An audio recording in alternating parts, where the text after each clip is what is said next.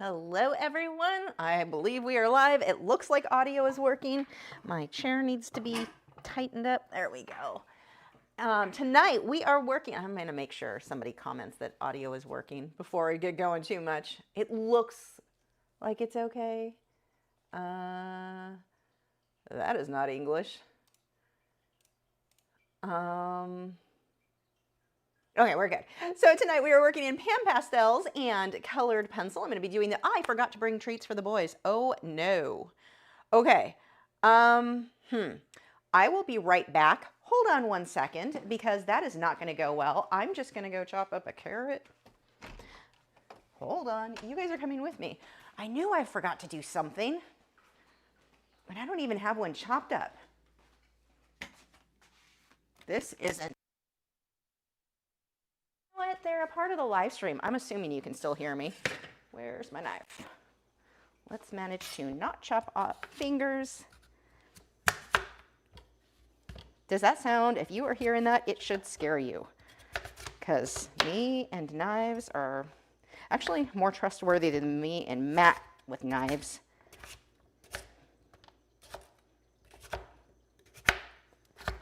Okay, that should be good enough. Let me put that in a container.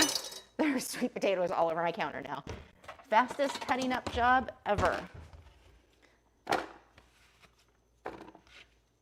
Good enough. Boys were supposed to get a treat, but before the live stream started, I totally forgot. They're like, Mom, you were distracted.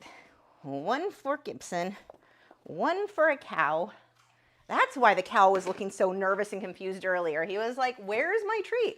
Yeah, okay, I totally just went and did that in the middle of, not the middle, the beginning of a live stream, like the worst timing ever. Okay, let's focus, Lisa. We are working in Pan Pastels and colored pencil. I'm working on Inktense and MeWe. This is the smooth side, it is black paper.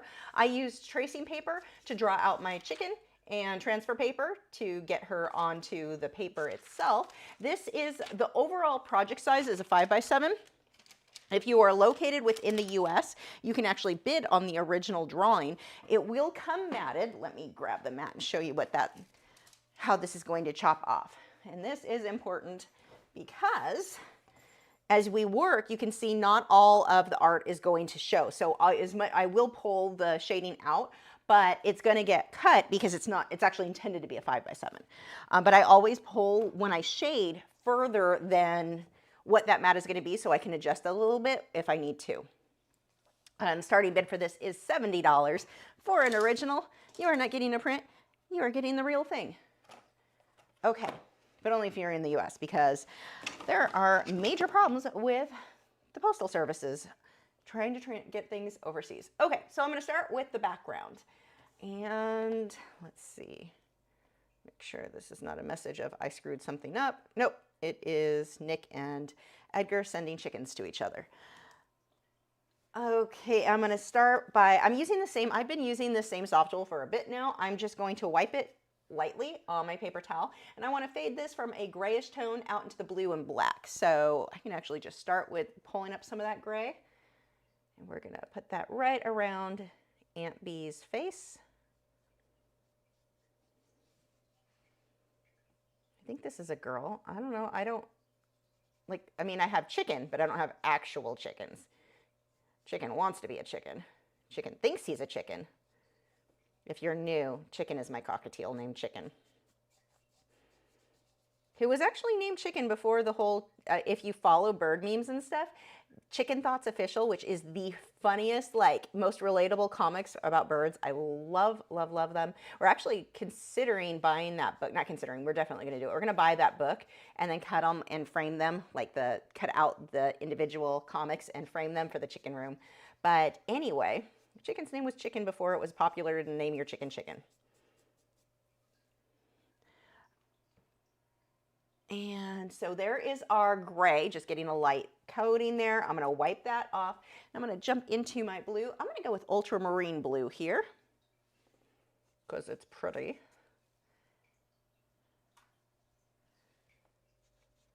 And we're going to just pull that.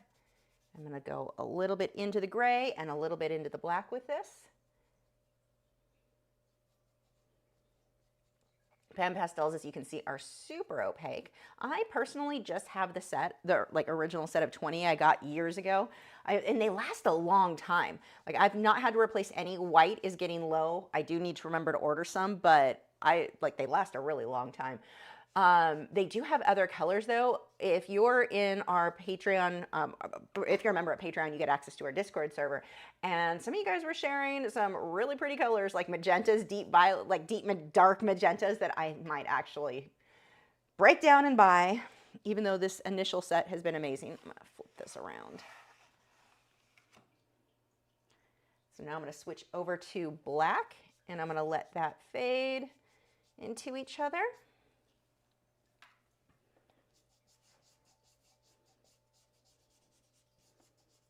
Now I'm going to wipe my pastel or my soft tool and go ahead and start smudging these together. Just doing little kind of circles, sketchy lines.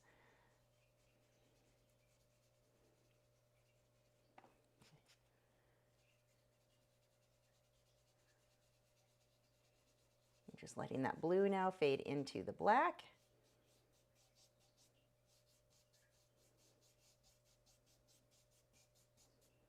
I want more blue in mine.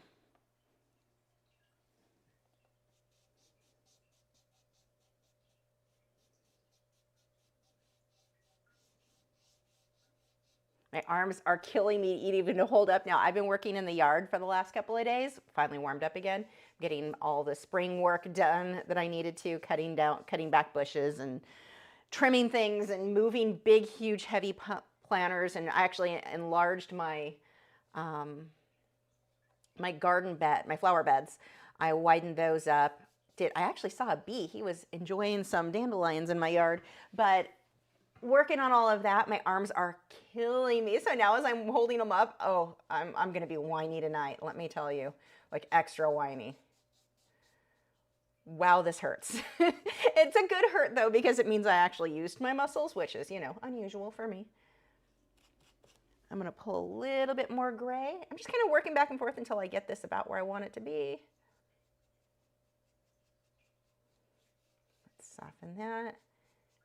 A little bit more back here. It looks a little bit brighter on the video than it does in person.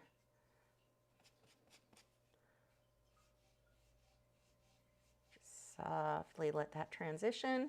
Same thing over here, softly transition. I'm going to pull a bit more black and we will move on. So let's pull this black up.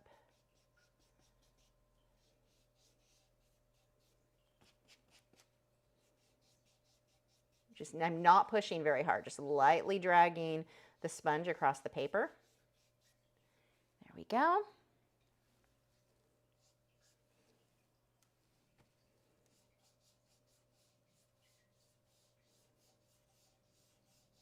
I actually made a waterfall this weekend or week in my backyard too, out of plant pots. That was kind of cool. Pots I already had. All I had to buy were some rocks and bricks to prop it up on and silicone. So that was a big yay.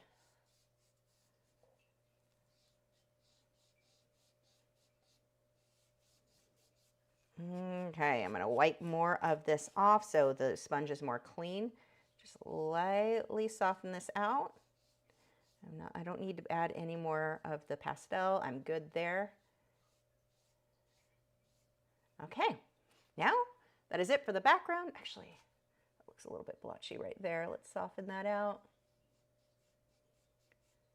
Let me adjust. Oh, I guess it's kind of close. It's brighter on the camera by actually a long shot. Let me see if I can fix this for you. Where are we? That. Camera 2. You are. The white balance is okay. It's this that is a little bit off. That looks closer. Nope, not automatic. Why did you go back to auto? White balance was the one that was okay. There we go. Saturation is way too much. Whoop, too much. Too much.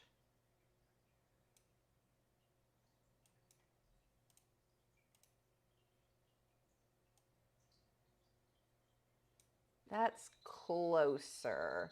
It's way softer looking in person than the camera, though. The camera, I think it's the contrast is too high. Yep, that's what it is. Okay, we're gonna leave that. That's closer to what it really looks like.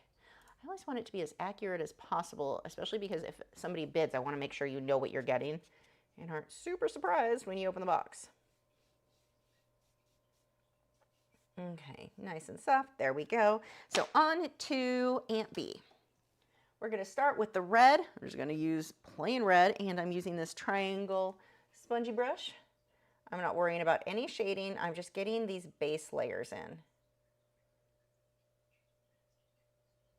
The pan pastels are super opaque, which I love, especially when working on colored paper like this.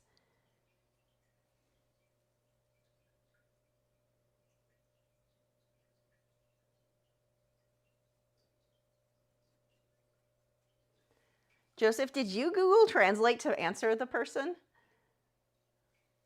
Because now I want to know what it said. It's probably something mean. It seems like when somebody leaves a comment in another language, it's usually something, like on my normal videos, it's always something mean, which is weird. Maybe not always, but most of the time.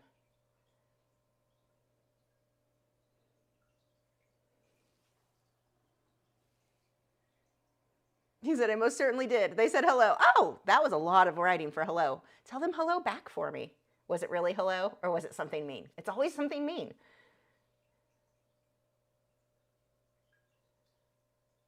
I don't know why. Actually, I do know why. It's usually somebody complaining that I talk too fast, that they don't speak English, and I talk too fast, and they can't understand me. That's normally when it's written in another language what it ends up saying, sometimes with meaner words than that.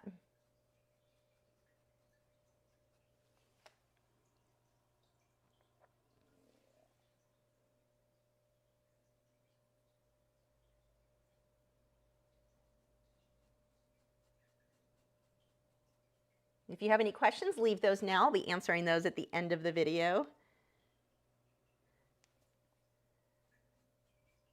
Not the end, when I'm done with the artwork. So this always reds on this camera look orange. That is not. This is stop sign red. And unfortunately, even when I pull it over here, this is more accurate, but it usually still is not. Yeah, see, it's kind of dull. That is stop sign red in person. So the blue looks really accurate on that camera. But yeah. Hold on. I need my tea. I have green tea, decaf green tea tonight, and some honey. Erin wants a live with a fish in it. I actually have one. Is it next week? It might be next week, the clownfish and coral. That's going to be in acrylics. Okay. He's got a gobbly neck, or she has a gobbly neck thing over. I think it's a female. Somebody with chickens, double check that for me. Or so, maybe somebody already answered me. But yeah, this red in person, I'm not kidding, stop sign red. It is beautiful. I love this. It is Rouge Permanent, what? Permanent Rojo, Permanent Red. God, it's in every other language for, like, I read those first. Okay, just to show you how dumb I am. See the big writing? That's the one in English. For some reason, I decided to read these ones down here that are not. Speaking of somebody who doesn't speak other languages, apparently those are the languages I'm going to try to read and then complain that I can't pronounce it. Oh my gosh. I should go leave a comment on somebody's YouTube channel, because that's what apparently people do when they don't understand the language and then make stupid comments like I just did.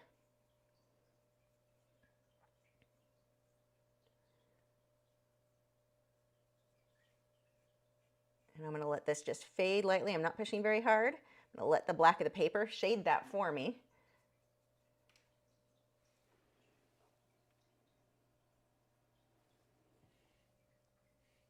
Yes, as DJ said, words and reading is hard. Usually just the words are hard, but apparently reading is hard for me too. This is what happens when you just listen to too many audiobooks.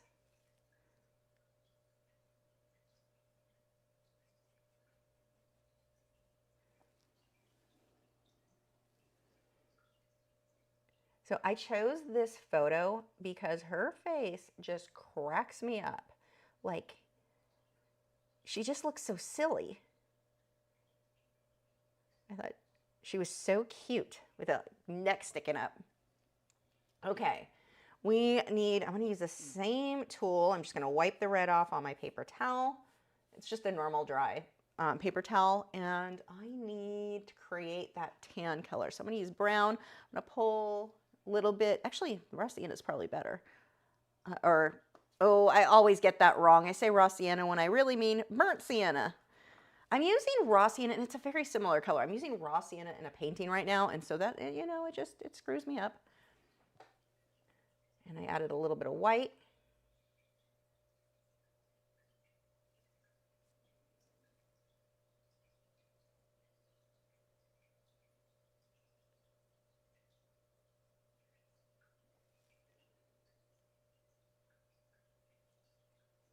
I'll clean up the edge with the colored pencils. And then down here, we just get into this kind of dark, shadowy area. Now we're going to be using a lot of the burnt sienna.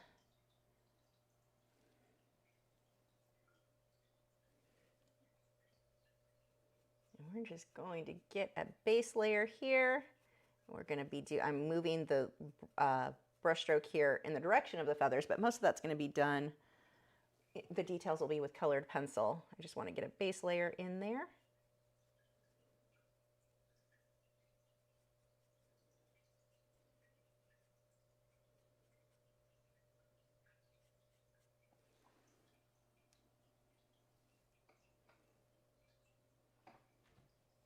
Karen said, when you feel you've lost the tooth of the paper, is there still a way to add pastel? You shouldn't be losing the tooth of the paper. Like, that shouldn't even be happening. If you're losing the tooth of the paper, I'd rather you start over. I would rather you do it again and not add so much. Like, there should not be an issue. I mean, if you lost the tooth because the colored pencil going on top, you pushed too hard and then it wouldn't stick, that's kind of one thing. And then in that case, yes, you can go back over it with the colored pencil, or the pan pastel, but you should not be losing. If you're adding so much that more isn't sticking, you're adding too much. You really don't need that much.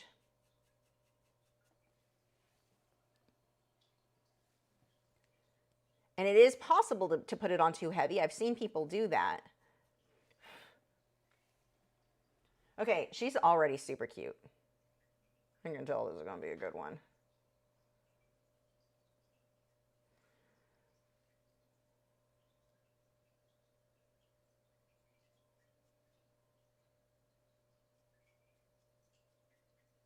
Whoa. It's like, what does that sound? It sounds like my frogs, but my frogs are right here and they're all eating. I just fed them before we started, so they're all super quiet. Crickets already outside. Wow. Seems early in the year to have crickets. I'm not complaining. I love that sound, except when they're in the house. Not a huge fan then. Okay, I think I'm about ready for, actually, let me do a little bit of shading. I'm going to pull a little bit of black. I put a touch of brown in there. I'm going to mix this. Now, here's the thing. When you're mixing, don't always think shadows should be black. That is not always going to be the case. It just happens to be the case here. Usually, I'm going to use purples and tones like that, magentas, but here, black actually works.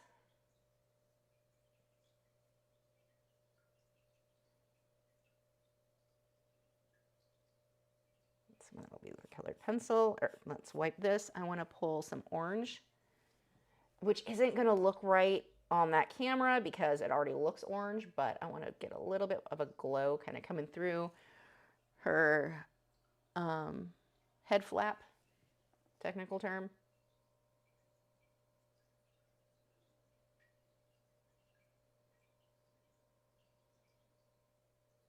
Just going to dot a little bit in there. And that'll get lit up with the white. I think we are, oh wait, let's get her eye. Let's see if I can get her eye without making an absolute mess. I'm not worried about the black in the center. I just want to get a little bit on that outer. Yeah, that works. Okay. Now, I am going to spray this with Spectrafix, which I have, oh, I didn't lose it. It's just in a stupid location, which is how I know I'm the one who put it there. I'm going to grab this, mist it lightly, and then, there we go. We will dry that.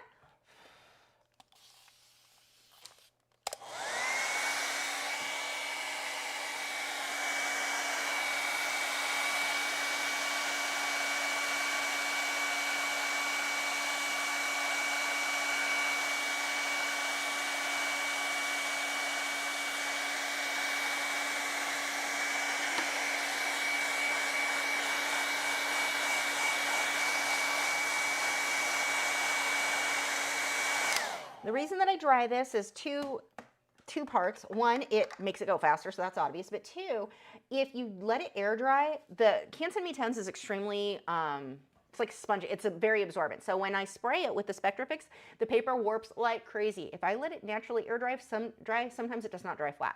Hair dryer will make it go completely completely back flat. Why does that not come out? I kept wanting to say black instead of back, like it was just that did not want to come out right. Okay. What Karen said, I just bought Spectrafix and it came in a fine mist sprayer. That is, they should have done that in the first place. That is awesome. Also, Karen, you had asked about bringing tooth back. Tooth, no, but by misting, so let's talk a little bit for just a second here about using the Spectrafix and why we use that. The pastels, whether it be pencils or the pan pastel is not as bad because it's almost, I don't want to say oily, but oily. Like, I don't know, it just sticks more. It doesn't have that dry feel that normal pastels do. So normal pastels and a little bit pan pastels, over the years, they are going to start to fall off the paper. Even if it's, you know, matted and it framed behind glass, you'll start to see a fine dusting right on the bottom of that mat because it is falling off. And it's slow. It's not like your work is like not going to look good in a few years, but it is slowly falling off. The Spectrafix is going to help it to stay there. Now, there are other fixatives, and I've used all of those, and I'm a firm believer that you should always use some fixative when it comes to pastels, one way or another. There are a lot of artists who refuse to use them because they usually darken the artwork a lot. So you missed it, and everything you just did went 5 shades darker. I mean, it's significant how much darker it gets. So I understand why some artists don't want that affected. Spectrafix doesn't darken anything. So that's my favorite thing and why I stick with that. But it's going to help it to stick longer term. Now, if I were to rub my hand across this, it's still going to smudge. I'm going to leave a smudge. It'll be on my fingers. It's not like you're sealing it completely, but it does help it to stick a little bit better. Well, if this layer is sticking a little bit better, I can add an additional layer, and that's going to stick a little bit better because it's not as much of the product like falling back off as you work, if that makes sense. So Spectrafix, if I were doing many, many layers, I'm going to use that. Every so often, I'll put another layer of Spectrafix. So, and if you put it over an area that doesn't have pastels yet, like it just gets on the paper by itself or it just gets on colored pencil, it doesn't matter. It doesn't hurt anything. So that is kind of explains it. Ah, the comb. Yeah, I'm calling it a head flap. I'm never going to remember that. As soon as you say comb, I know what you're talking about, but it just doesn't stick in my head. Okay, let's put these pan pastels away. And we're going to head over to the colored pencils and hope my knee does not pop out of joint when I bend down to get them. One of the reasons I'm so paranoid and I keep talking about that, well, one, it recently did go out of joint. It pops out of the, oh, the baby frogs are next to each other. It pops out of the, or it dislocates, I guess is the better way to put it, every so often. It's weirdly common for me to have that happen. And now I'm the kind that's like super bendy so I can get it back into its place, but it sucks. And one of the last times I had it happen where it was really bad was in this exact spot. I was bending down using the hose on the vacuum cleaner, vacuuming under the table thing. And I stood back up and my knee was like, nope, I'm going to stay down there. And it came out of joint and it sucked really, really bad. And so, yeah, and so that location scares me because it's like flashback of knee like bad. The last time was not there, but it's still, I'm paranoid. And so that's why I keep warning or commenting that my knee may go out because it's going to be super embarrassing if it happens on camera. No one call the paramedics or anything. I'll fix it myself, but it takes a couple minutes sometimes. Like you have to kind of roll it back in whichever way it was where it came out. I have to figure that out. It's a whole thing. Okay. So we are going to put, this is my favorite thing. I made this out of just an old Amazon box, glassine taped on the back.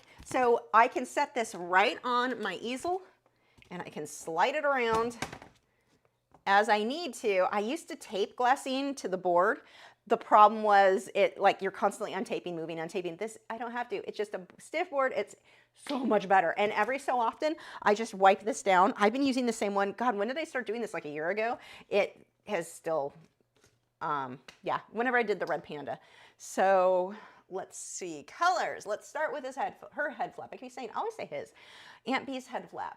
She needs, I'm going to go with this light, oh, what did they, this is the old one, so it's still called Light Flesh. I think they changed the name, thank God, because why are we naming things after zombies?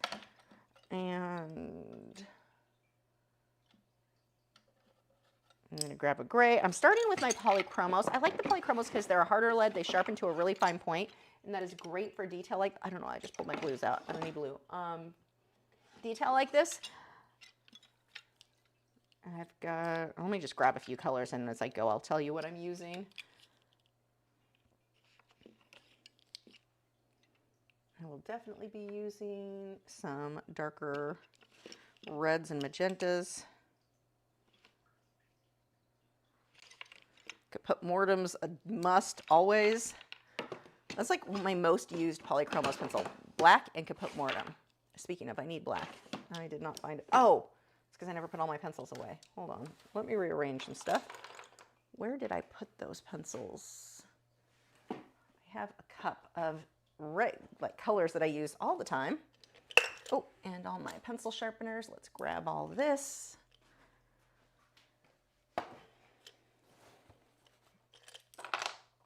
Oh, my Faber-Castell Perfection Eraser. Definitely going to need that.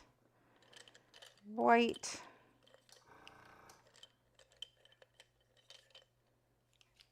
Might use you. I don't know. I'm just throwing some stuff out here real quick.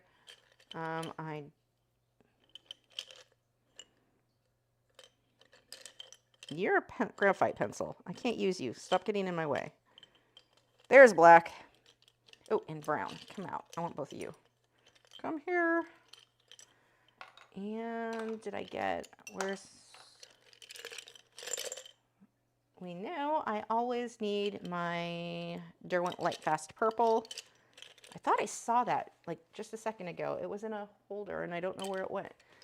Hold on.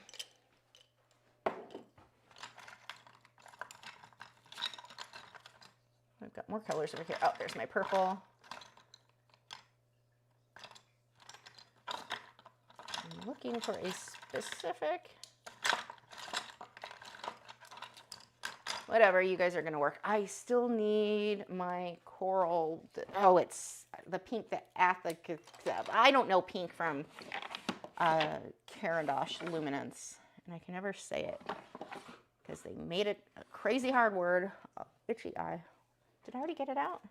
I know I'm going to need it. I always use that when I'm working with reds. Hold on. I am missing a pencil. My studio is kind of a mess right now, so it could be just about anywhere. It should be in here.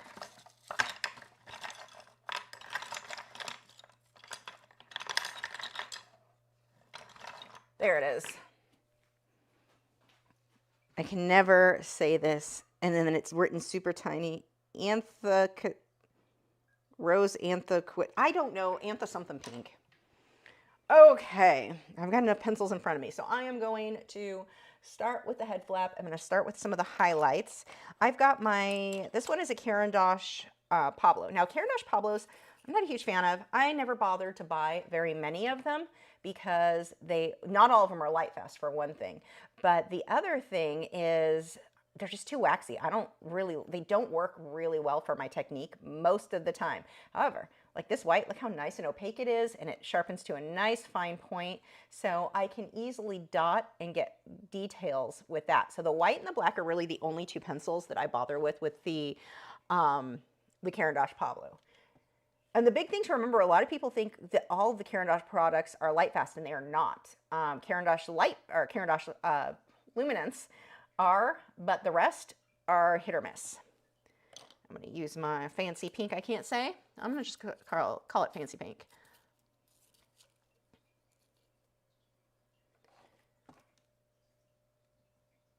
And so I'll be using this for some of these highlights that I don't want quite as bright as the white. It's kind of a coral pink. I am not pushing super hard because I don't want to flatten the tooth of the paper for anywhere where I want it to be super white. Get some highlights, and I'm mostly dotting these. It's a bumpy head flap. Now some of these I'll come back through with white as well to kind of make it stand out a bit more.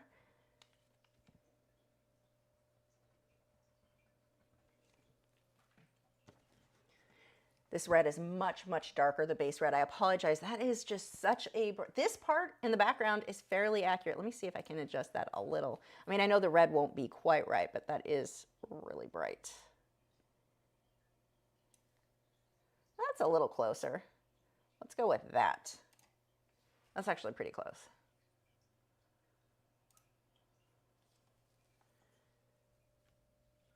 And for those of you who are members over at Patreon, the horse video is finally up. The underpainting for the acrylic underpainting. He's over there. I don't know if you can see him now. You can't really see him behind me. I still need to add the line drawing. I didn't get to that. I've had a busy day of not accomplishing much. Yesterday I accomplished a lot. That was a busy, busy day, but I did not get to the drawing yet.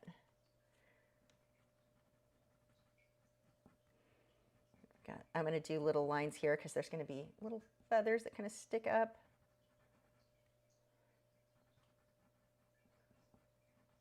Now we want to think of this, it's not so much about the detail, but I'm sculpting form. I'm making it more three-dimensional based on my highlights, my lights and my darks.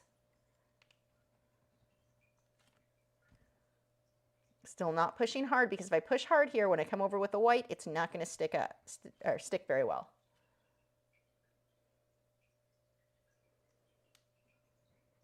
Very light hand.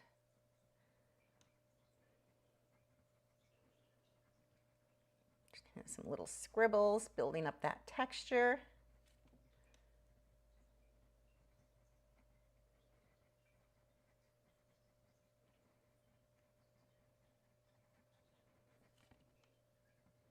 I'm basically drawing a lot of little circles very, very quickly. Some of these are going to be dots, so we get the different sizes. I need some more tea.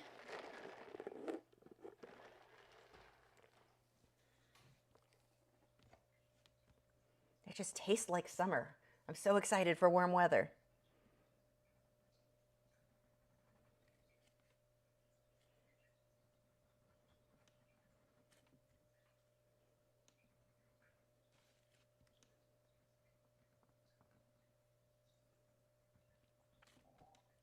Keeping the head flap bumpy. Now I want to brighten up that orange. Do I have an orange out that's bright? I do not. I want to take, well, let's actually start by getting the darks in there. So I'm going to use my purple. This is the Derwent Lightfast purple because it is the best purple in the history of all colored pencil purples that was ever made.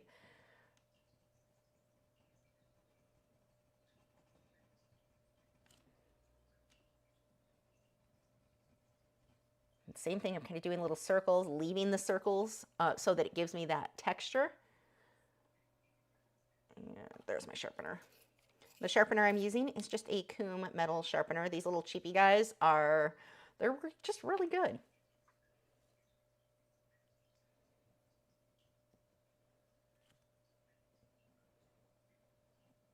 And I've tried some more expensive ones and I just always come back to these. I don't want to go too dark here. I want my darks to be dark, but I don't want to overdo it because it's a lot harder to make something lighter. I can always go back and make something darker, but lightening it up is more of a challenge. Get a highlight right over here.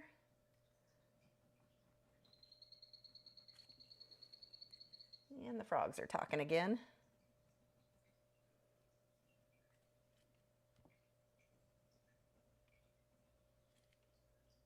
Okay, let's get some highlights. So I want to get a really bold orange. Let me see. I think I'm going to have the best luck with Karen's Osh. Yep, There we go. That is the color I want. This, I think it's just orange. Yep. I want something really opaque.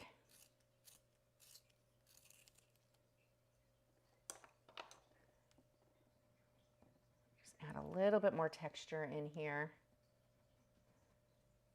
I don't want to just jump to white for highlights because that ends up being pink. And there are areas where we want pink, but not everywhere. So the orange is going to give us a better highlight. And that looks way more dull on the video than it does in person.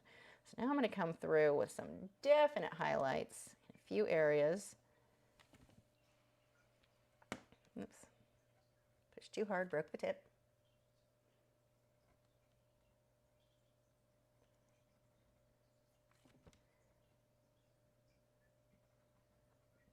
I'm just looking at that photo. Where are those brighter highlights? Some of these are just little circles, little dots.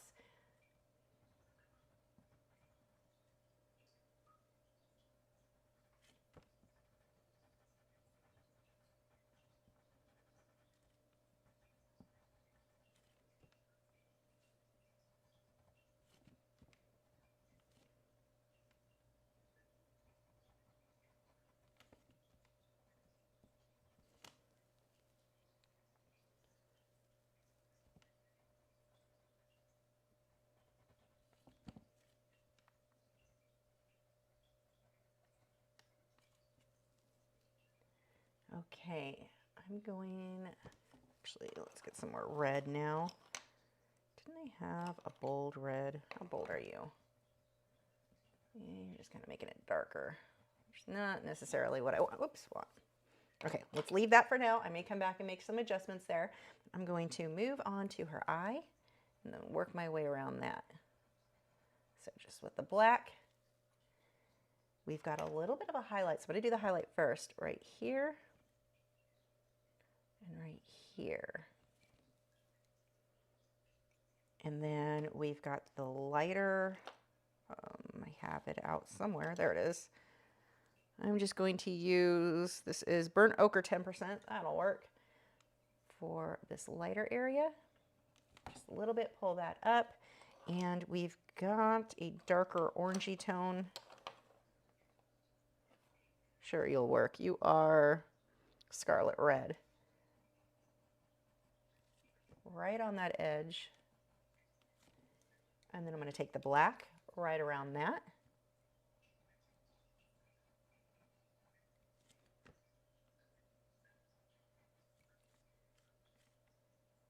And we've got this little corner guy here.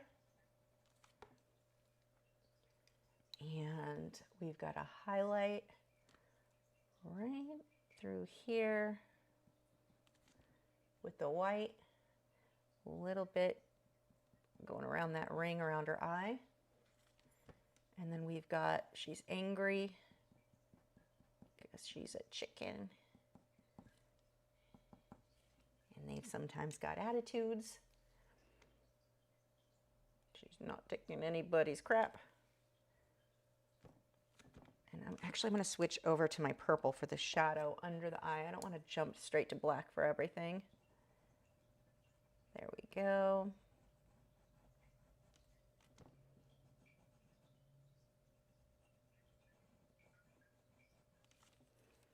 And I need more of a highlight there. I'm going to use the coral pink because I am renaming that pencil.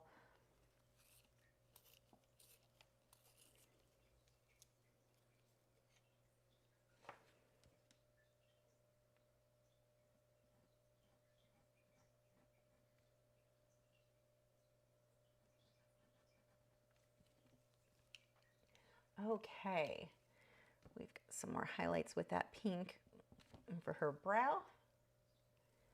And let's start using that same pink to create the texture. We want it to look like wrinkly skin, so I'm just doing little lines, following the direction that her few little feather whiskery guys in there move.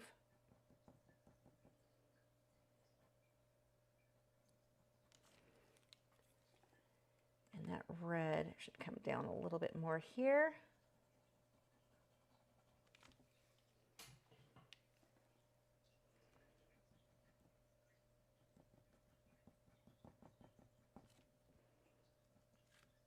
This coral pink, antho whatever pink, is so perfect over this red. It's giving me a really nice tone. We don't want to just do white everywhere, because if we go with white on all of those highlights, is that frozen? No, it's not frozen. That is not really showing up well for you guys. A little bit. But I don't like to jump straight to white, because I can't, like, look how nice and bright that white is. If I would have done that everywhere for the highlights, then that wouldn't look bright enough. I apologize, camera is always super glitchy. I've tried switching it out, it doesn't matter. Just the camera that's over here is always glitchy.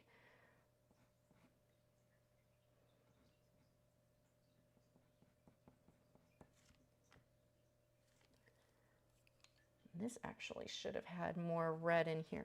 I need something that's more opaque. Let's do pink first. And then we'll put the red over it. I could grab my pan pastels, but I'm lazy, so we'll just do it that way. And then I'll come back through with shadows.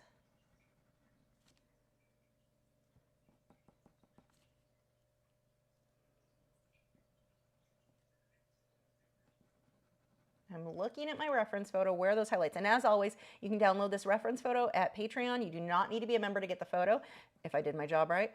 The link is in the direct link is in the video description, or go to patreon.com/Lachri and you can just scroll till you find it.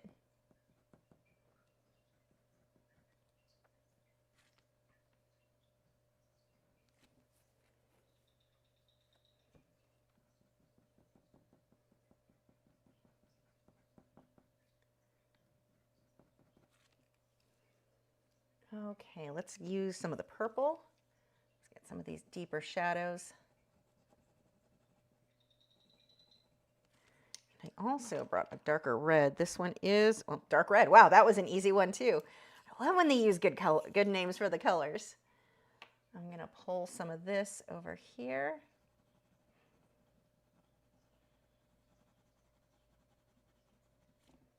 Oh, this is perfect. Don't worry so much about finding the perfect color. Worry about getting your values right. Are your darks dark enough, your lights light enough? That's what's going to make your work look more realistic. Finding the perfect red, none of that is that big of a deal. It's the values. I mean, even if I look at this photo right now, all of the head flap area looks orange on the camera. In person, it's red. They both look good. It's just a difference of how the camera is capturing it, but the values are the same in both. So I'm using dark purple here, or just purple, sorry. The values are what is going to make that look realistic. Okay, I am going to use my cream. This is actually ivory with my polychromos.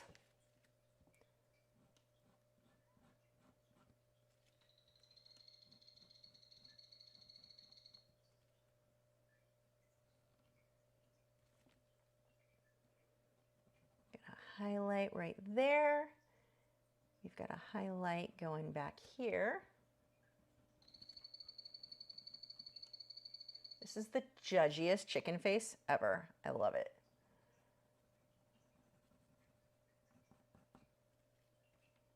Like, she's just judging everything. She does not approve of your life choices right now.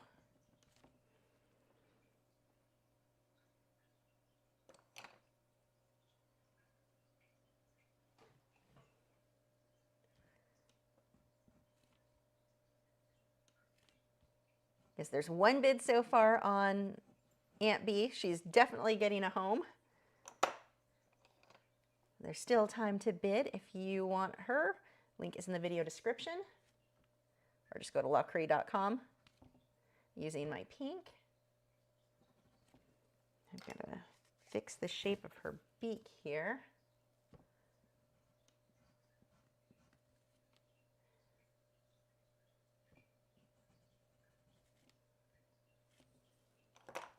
I'm going to use my dark red to create a little bit of a shadow on the beak here, just kind of reflecting the lighter color of the head flap above.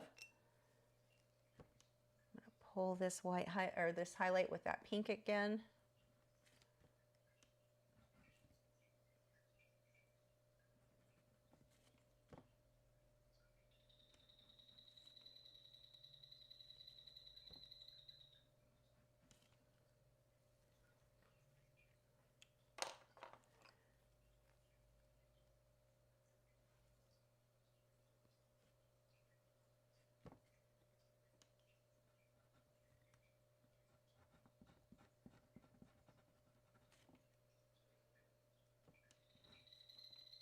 pulling a few extra highlights there.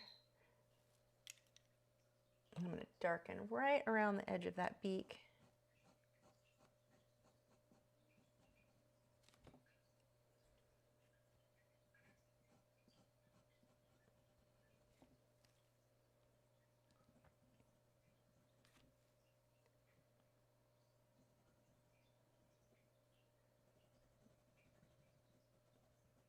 By putting the shadow here, this helps this one to stand out more.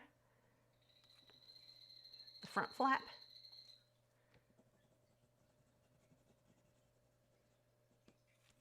Okay. I need to figure out which brown is going to stand out well here. That does not. I don't care about the perfect color. I just need the value. There we go. This one works. This is my burnt ochre. I do need to sharpen it though.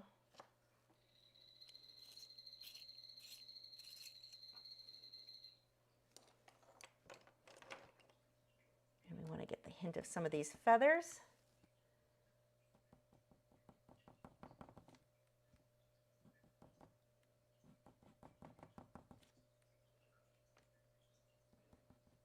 Up in here, we start getting into more of a reddish tone. Let's see what pencils I've got that'll work well for that. I'm probably going to need to pull something else out. I have, if you're looking for a good way to store your colored pencils, these are 3-drawer pastel boxes. You can get them where they hold way more too. Mine are 3s. And all my pencils, there we go, fit in these little drawers. It is so easy to find and organize things. I mean, easier than it was my other method. What am I looking for again? Oh, a reddish brown. None of those. None of those. Maybe you.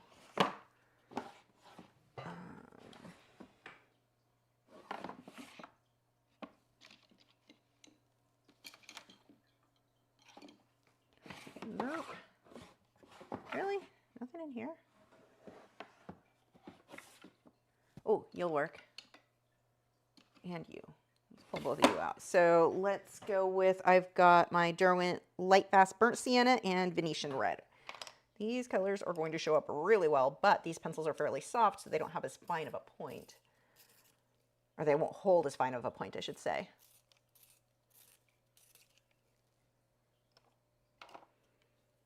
So here's the Venetian Red. Let's see how much that shows up. Ooh, that's pretty good for a base. Now I'm going to use the Burnt Sienna. That should show up way more over some of that to create my nice little feathery look. I just want to watch which direction that these feathers are moving in. They don't need to be exact. They need to go the right direction. And let's get a few highlights, but I don't want the highlights too bright. I'm going to use ivory with my polychromos. If I use like the white or more like a pencil that has a higher wax content, it's going to stand out too much. I'm going to use my Derwent Light Fast Purple to really darken this area under the head flap.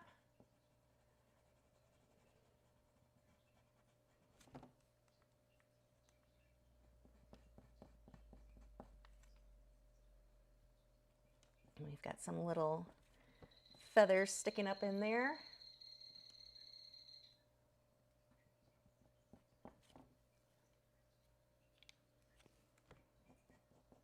I can't believe how loud the crickets are outside. That makes me happy. Switch over to, I don't think this is going to show up well.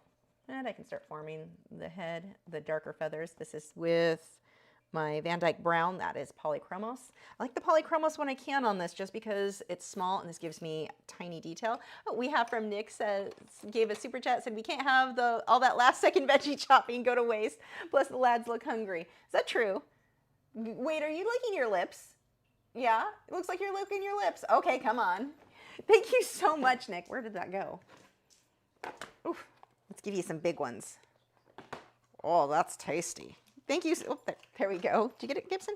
Thank you so much. Oh, that's good. Okay, go lay down, Cal. Down. You don't get more. Down. Gibson, down. Gibson, down. Okay. You know what's interesting? Not interesting. It just proves the point I'm always making. I don't have that much detail in this, but it looks super real because of the values. Those darks are so dark. My lights are light. That contrast is what's making this guy, or this girl, making Aunt B look realistic. Too bad I put the pencils down that I was using. Sure, let's skip over to this one. So this is my burnt sienna, and this is going to be very opaque because it is the Derwent Lightfast.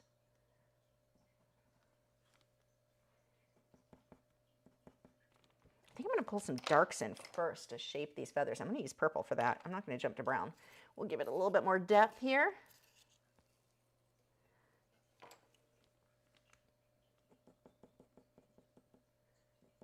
And I do not care if these are exact. I just want them in about the same place where the darks are. So here it's softer. I'm just going to work that pencil in little circles. I'll be more sketchy when I get out into like the really defined feathers. Also, for those of you on Patreon who are waiting for your postcards and mini prints, my stamps finally came. I've got 2 months worth ready to go, so those will be coming soon. I will be working on that in the morning. So that means they'll go out on Friday. Finally. I've been very behind on those. And I'll come through and get some highlights in between these. I don't need to get every feather. I just need to give the hint of the feathers and have them to be about the right size.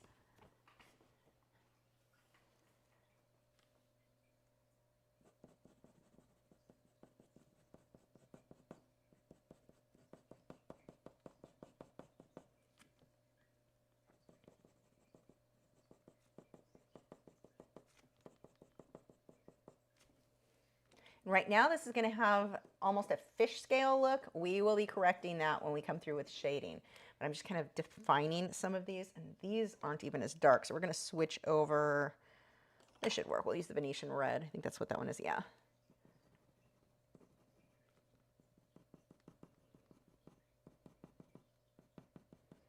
Be careful with feathers that you don't create fish scales. You've got to do the shading in there. Pay attention to the shape and how they change direction.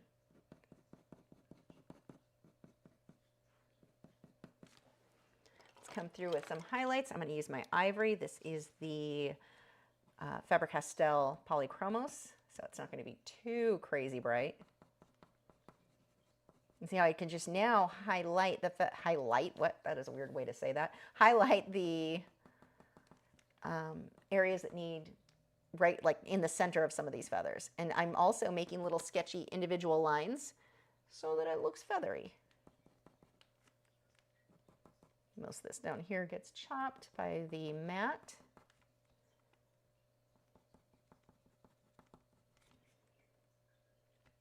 It's a bit too bright. Let's go over that with the burnt sienna. I don't want it that bright back here.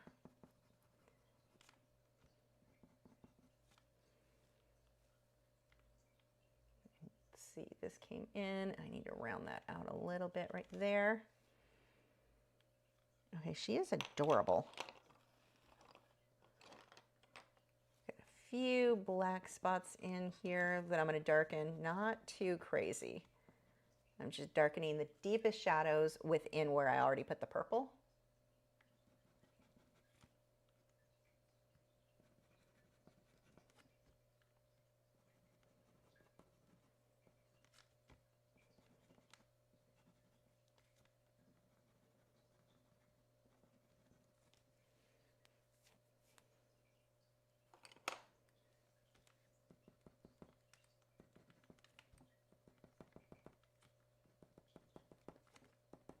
Getting the highlighted tips in some of these, using my polychromo so that it's not too crazy bold.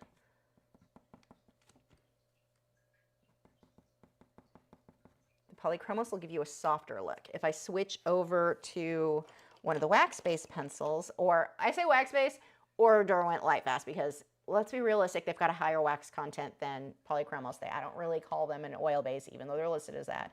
These are going to typically show up more, be way brighter. We don't always want way brighter, just a few spots.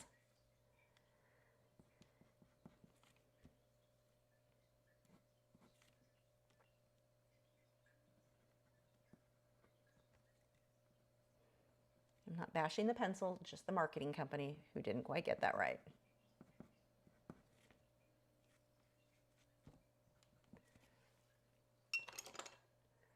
I want a bit more of an orangey tone. Here we go. This will work with the, what is this? Burnt ochre.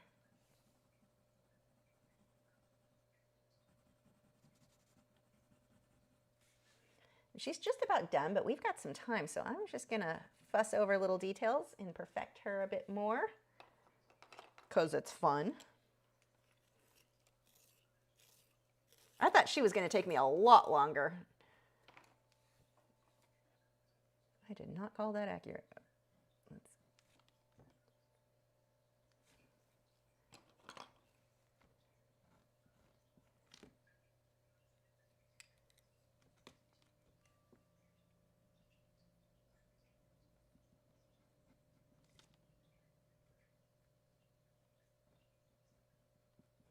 Hitting a few of these highlighted areas, defining the shape a bit better.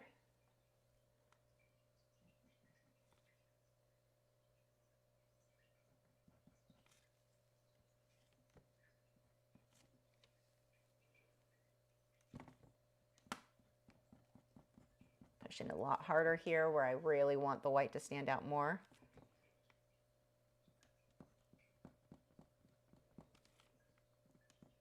Oh, I hope you guys have a lot of good long questions. Otherwise, it is going to be a very awkward last hour.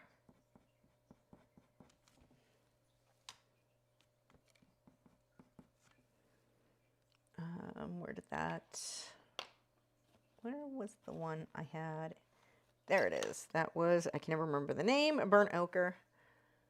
Where was I going to put you? There's a place.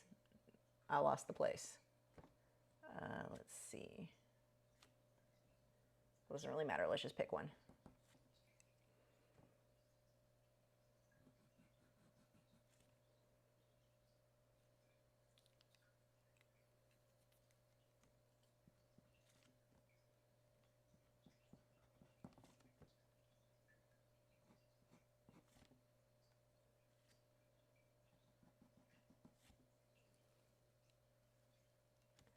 Now we'll get more dots in here.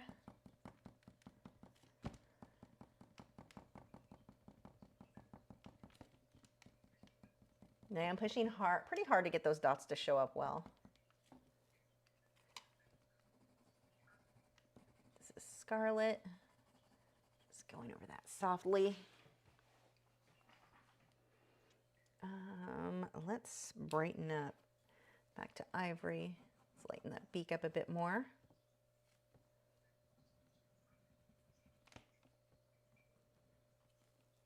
We have, Patty says, the pups look hungry. Thanks for another great tutorial. Thank you so much, Patty. Do you boys want a super chat? I think that's a yes. Thank you so much. Oh, that's tasty. Good boys. They get sweet potatoes, I get a drink of tea. You're just gonna stand there and well, don't drool on the mat. Okay. And here we go. What else do I want to finish up on here? Let's pull out some more feathers. Not literally. Highlighting them. Lay down.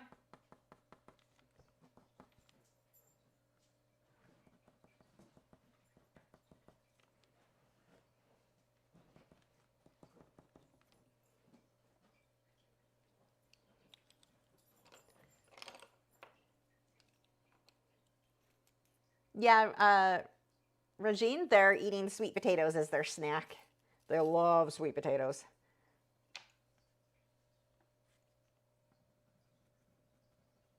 Using black to really darken up. Let's pull some of these dark areas out a bit more. Not everywhere.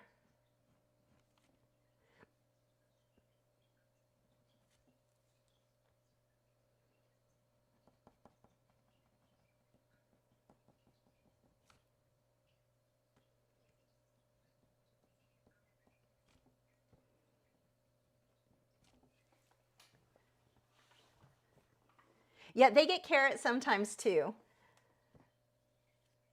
They love them both. I think they like carrots more, but it might just be because they're like so used to sweet potatoes. Like they get that more often, so carrots feel, I mean, they get carrots a lot too, but they get sweet potatoes more.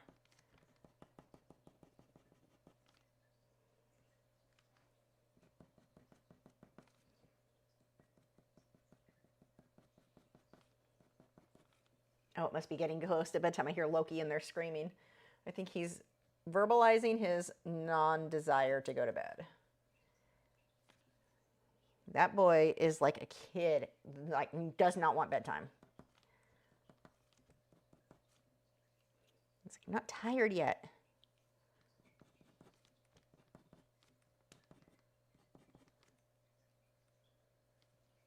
Let's get a reddish brown. Actually, we'll use the caput mortem. That needs to be sharpened.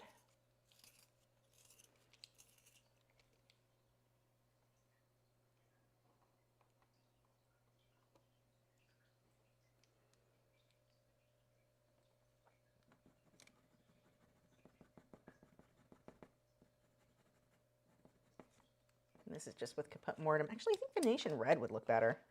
Where did that one go? You should be in front of me. There it is.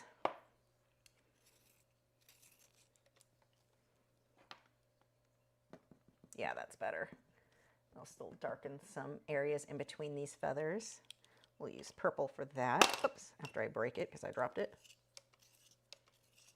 The sweet potatoes are raw, but they get cooked too. Cooked sweet potatoes are one of those that actually has more nutrition if it's cooked. So they do get baked sweet potatoes in their food a lot too.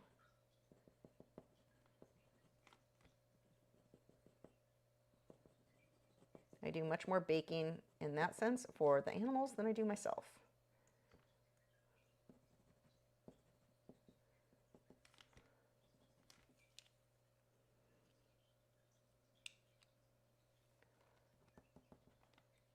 But like treats, they get a treat every time they go outside. They get a treat for, like, I don't know, going in every time I put them in their crate. When they go to bed at night, they get one. When they take a nap, they get one, because I put them in their crate when I take a nap. So yeah, all of that's going to be the raw sweet potato, because it's the baked sweet potato is really messy.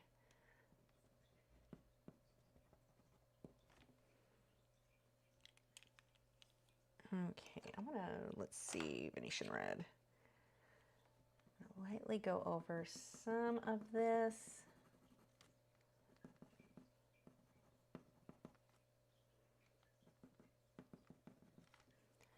And let's pull out lighter feathers here.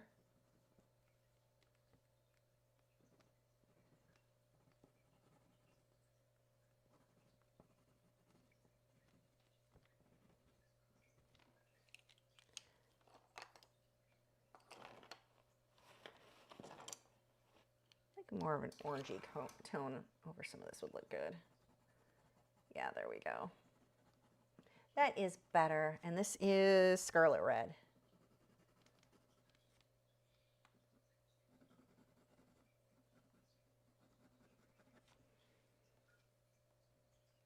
Pull some of that on the beak too, just a bit, so it's picking up the color from her head flap.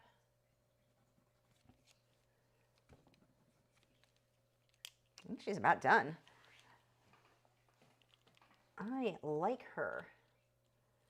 Maybe a little bit more.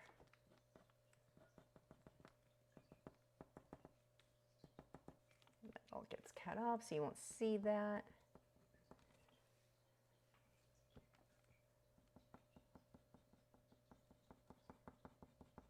Right around her ear.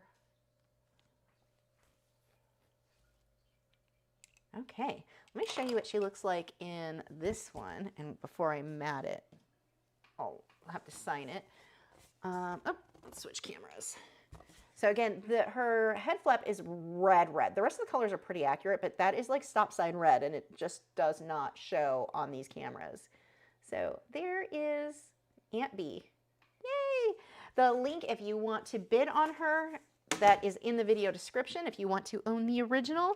And here is how, well, let's switch back over here. So to mat, I need to hold the mat where that's going to go. Oh gosh, she's gonna look so good in that. What? Oh my gosh, that looks good. So anyway, I have to hold the mat there so that I know where to sign. And let's sign, let's see if this that should show up. Wait, I want to sharpen that pencil first.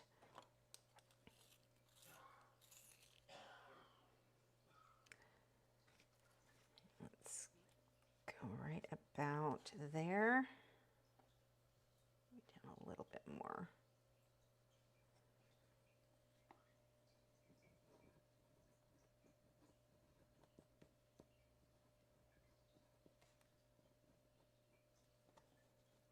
Yeah, more like that. There we go. So the reason that I hold the mat up is because I need to know, I want my signature right at the bottom, but if you can see where the tape is, if I put it at the bottom, it would have gotten cut off on the mat. So there we go. Finished artwork, yay. I'm really excited with how she came out.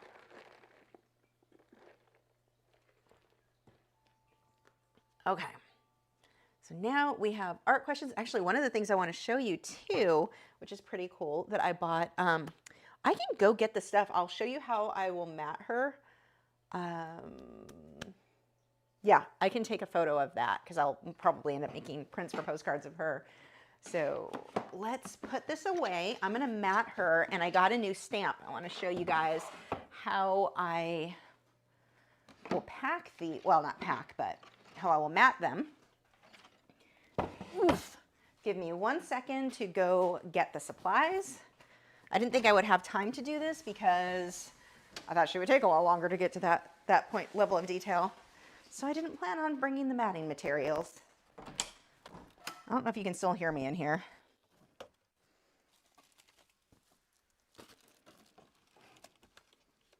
And I'll just grab this whole box.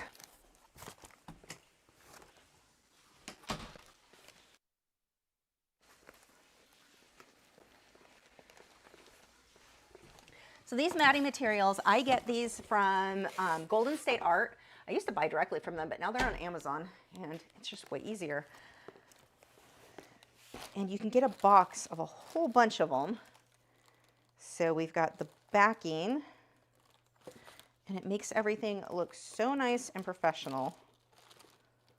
And I need the new mat. I don't want to use the used one, so it's got messes all over it, like scuffs and stuff.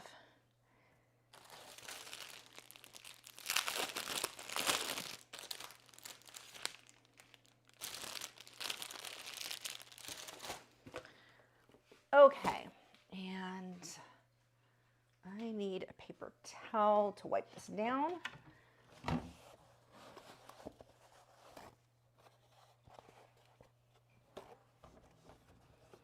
I'm gonna need some tape. I need all kinds of stuff. It's a whole process.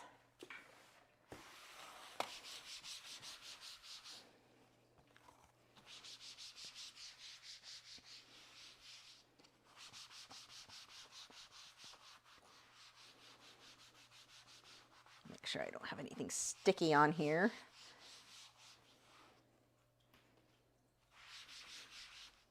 Okay, that needs to dry all the way. Let me grab the tape, and I'm gonna need tweezers.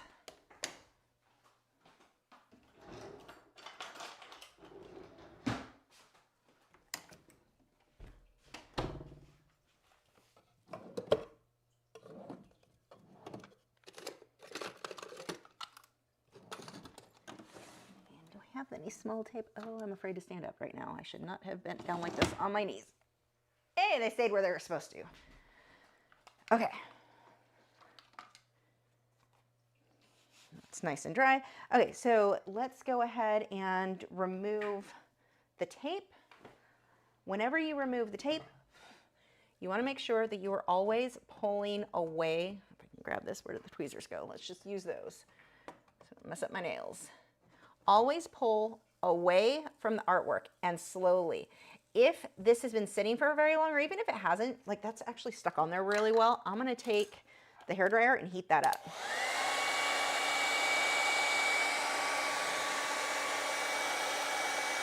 This is going to loosen the adhesive that is making the tape stick, so it's less likely to tear, but I want to make sure I'm pulling away, because if it tears away, you're tearing away from the artwork. If you pull in and it starts to tear, you could ruin the whole thing.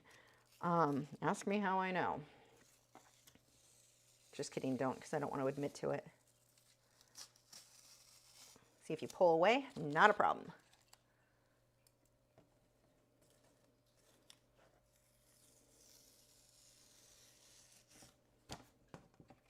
Okay, let's bring her over to, whoops, wrong one.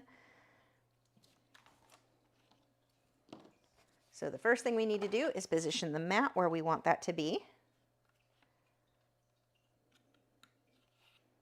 Like that. And I need to pull, let's get a bit of tape off here. Hopefully this is the good one. One of these, the tape was like melded to it. This might be that one. Yeah. I mean, it'll work, but it is not easy to get off this thing. Hold on. Fighting with my tape. I've got to order some more of this. Okay.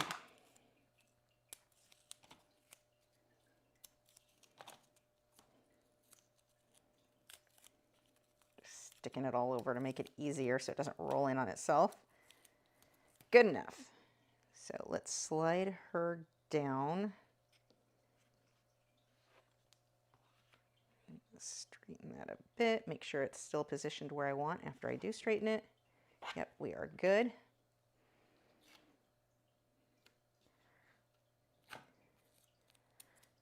I have seen people mat their work where they only put 2 pieces of tape. Don't be like skimpy on that. Go put tape. Use the tape, because if it starts to gap up, it shows. So I'm going to put it on the 2 long sides and those edges. And you don't need big pieces of tape, like just little bits is fine. Now, this is a big deal. So you can mat it like this and it looks nice. And you can send it to your customer just like that. However, that looks like crap. That looks like a child did it. So there's an easy solution to make this look so much more professional. So when you order your mats, get the ones, upgrade a little bit, and get the board. So what we'll do is take, this is an acid-free, it's a photo tape. So it's double-sided. This is another one. Don't skimp out on the tape.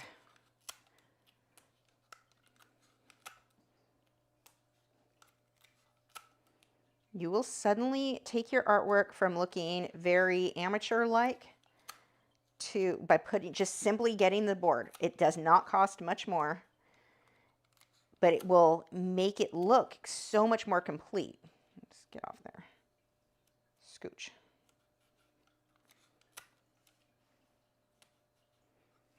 And this is way easier to grab with tweezers than it is with your fingernails.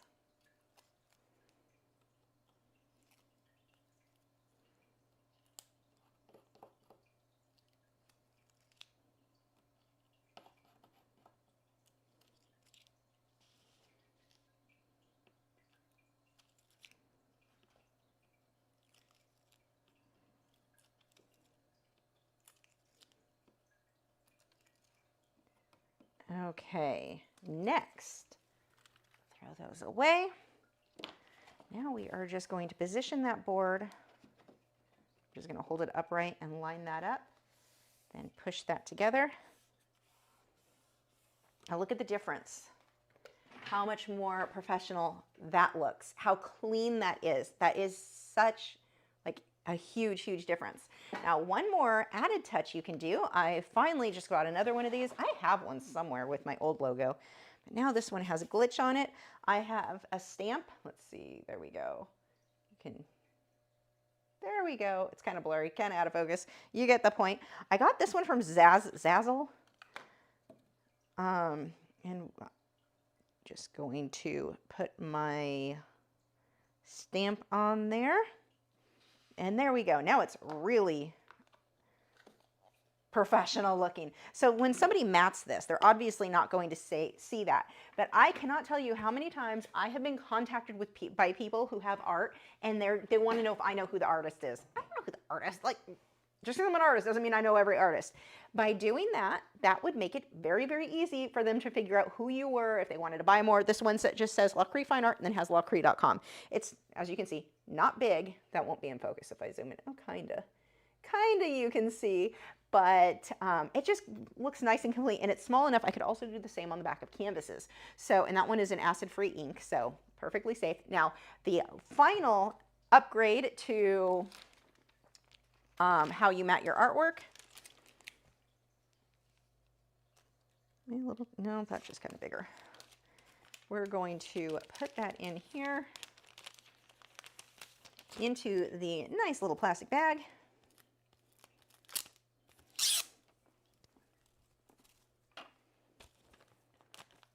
And seal that in. Now I do not have to worry about this being smudged. And look how nice that is. So now, I mean, you can just sell it with the mat itself, but this looks so much cleaner, so much more professional. I want, when somebody opens this, to feel like they got something worth, like a much higher value than what they paid. And this just elevates it so much more. A bag, a board. The stamp is just an added. The stamp's not that big of a deal. I just thought it was a nice touch, and they're not super expensive. I want to say after shipping for the stamp pad and the stamp, it was on sale. I paid like $20, $25, I don't know, $20, something like that. It wasn't a lot. So it's kind of a nice little upgrade there. And there you go. So that guy, whoops, it's not taped up anymore. No, that doesn't really show. Anyway. There we go. So let's go on to your questions. Whoops.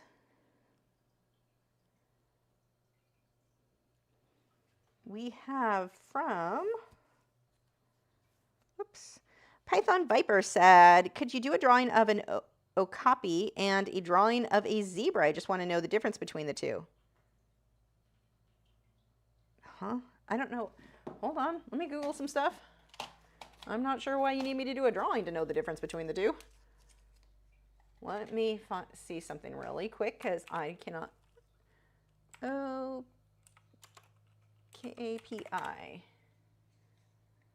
What do you mean the difference between the two? They don't look anything alike. Look up photos. I'm not sure why you need a drawing for that one. I might be able to if I find a good photo. I would definitely. I am not opposed to drawing either one of them. It really just comes down to finding a good photo, but I like the suggestion. Actually, where's my tablet? Let me write that down.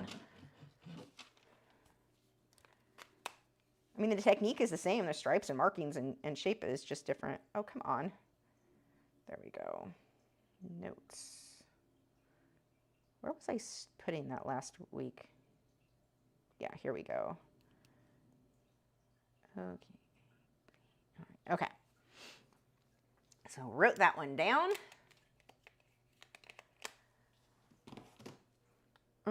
Here we go. Karen said, where does Lisa buy the sharpener? I could not find it on Amazon, the shop.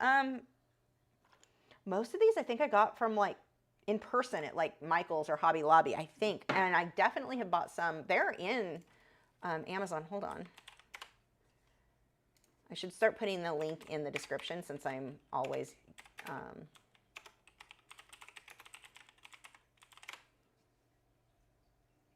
yeah, you can get a 3-pack. Okay, that one's a different brand. I don't know if that's Coom. Oh, but I bought these not that long ago, so I'm sure they're fine. Who made this one? Does it even say? Yeah, that's Coom.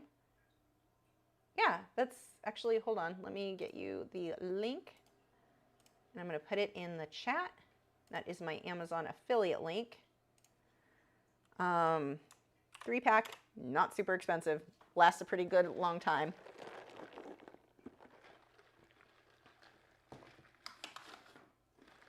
Okay.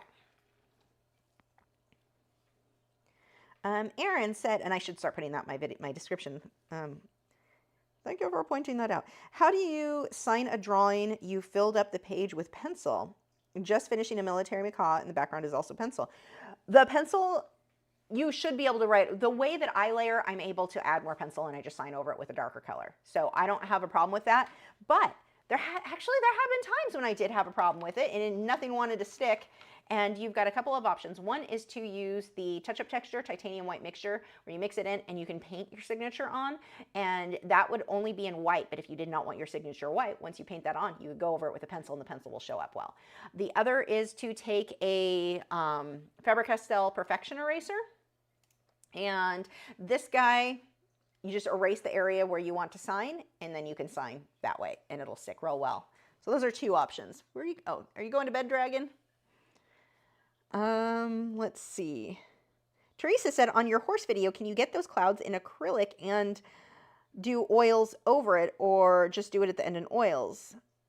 So Patreon, let's talk about that for a second, and the horse. I'm going to grab the horse. I'll show you what we're talking about.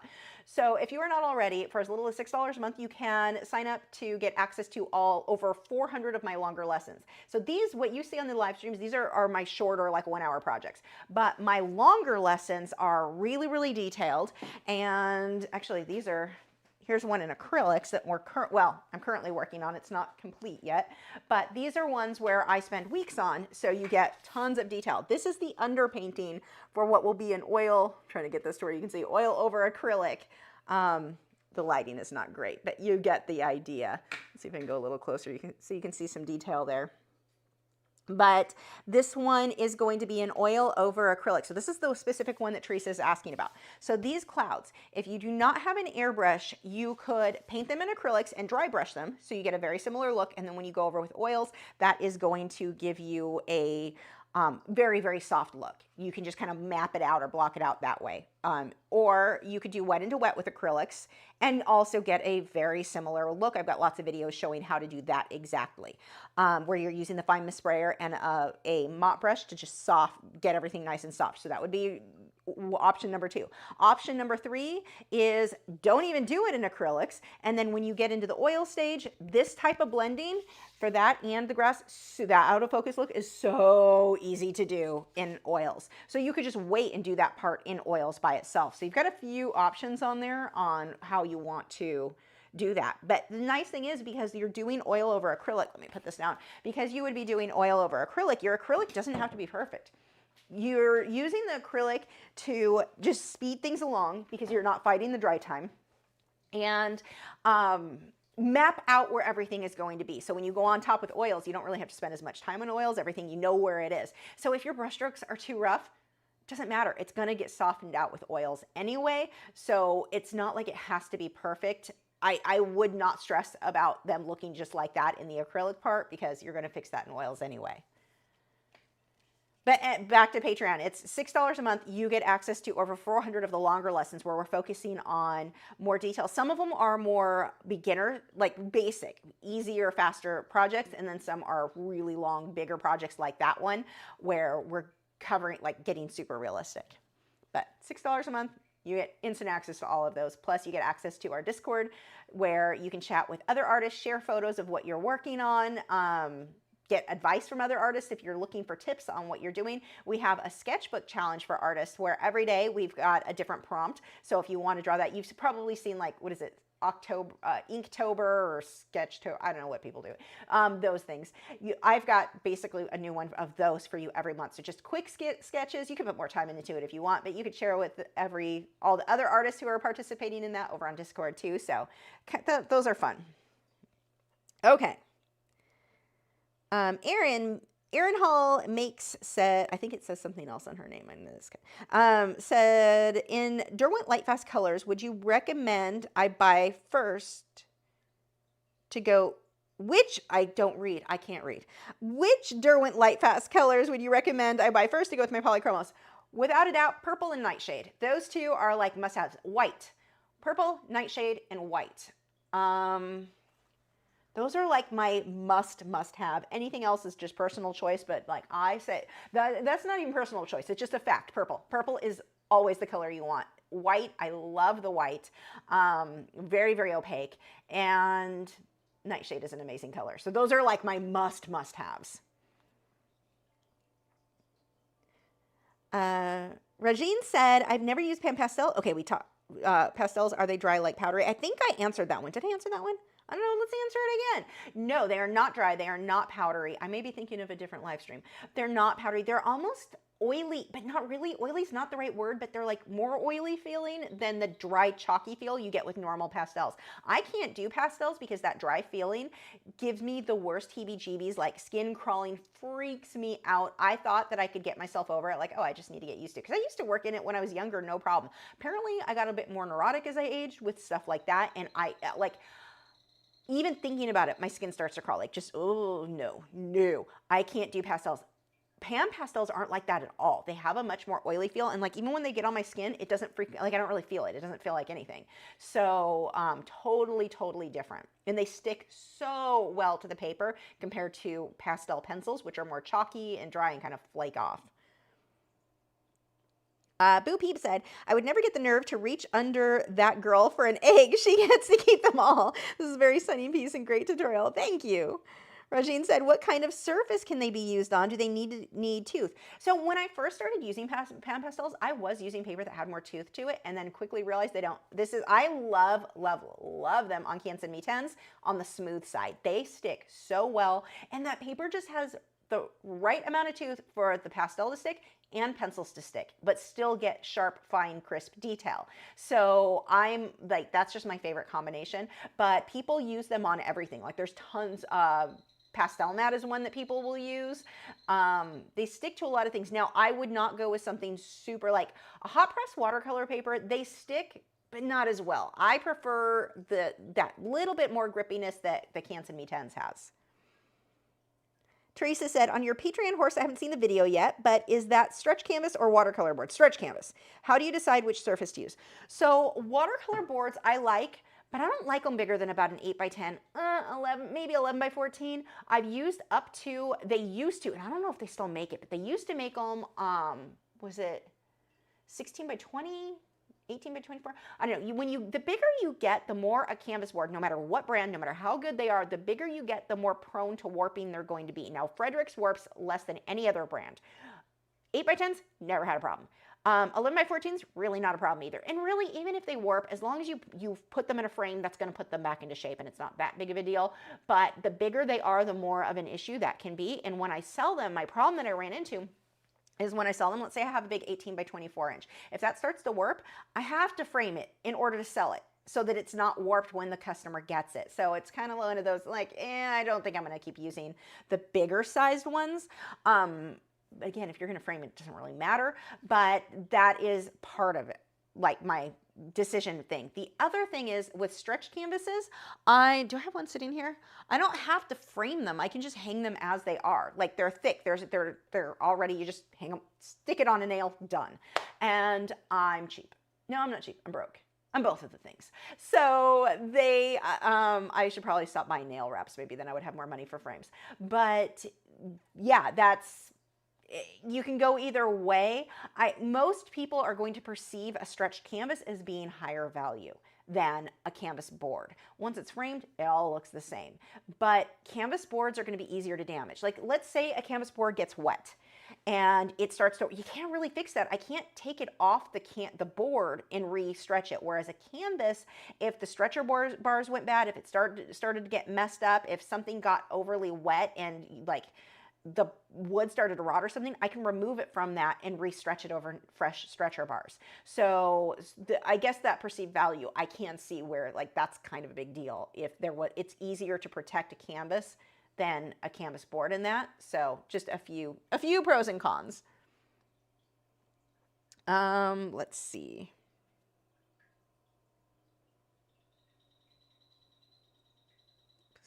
Why aren't you clearing out? Stop. My phone is freaking out. It knows I just replaced it, and so now it's acting like a jerk. I ordered the replacement. I actually won't have it till next week. Side note, I'm kind of sad. I love. So these are my cases. You can order from my merch shop for iPhones and most Samsungs and a few other brands. I think it's mostly iPhone and Samsung. They do not have the S. I just ordered the S25 Ultra. This is the S22 Ultra. They have, I use this as part of my work, so I have to get like the nice one with the nice camera and all that because I actually I use these phones, that phone, it's a work phone. But I love this case. You can get it, like I said, from my merch shop, but it's like I drop it all the time. It holds up so well, but it's still thin. I love it. And they don't have it for the new model I just ordered today. I wasn't planning on ordering a new phone, but I got a text from Verizon saying, hey, here's this super, super amazing deal on the phone that you were already thinking of, like I was gonna get it in May. So I got it earlier because it was a really good deal. So yeah, that's, and this one apparently knows it because it's freezing up on me.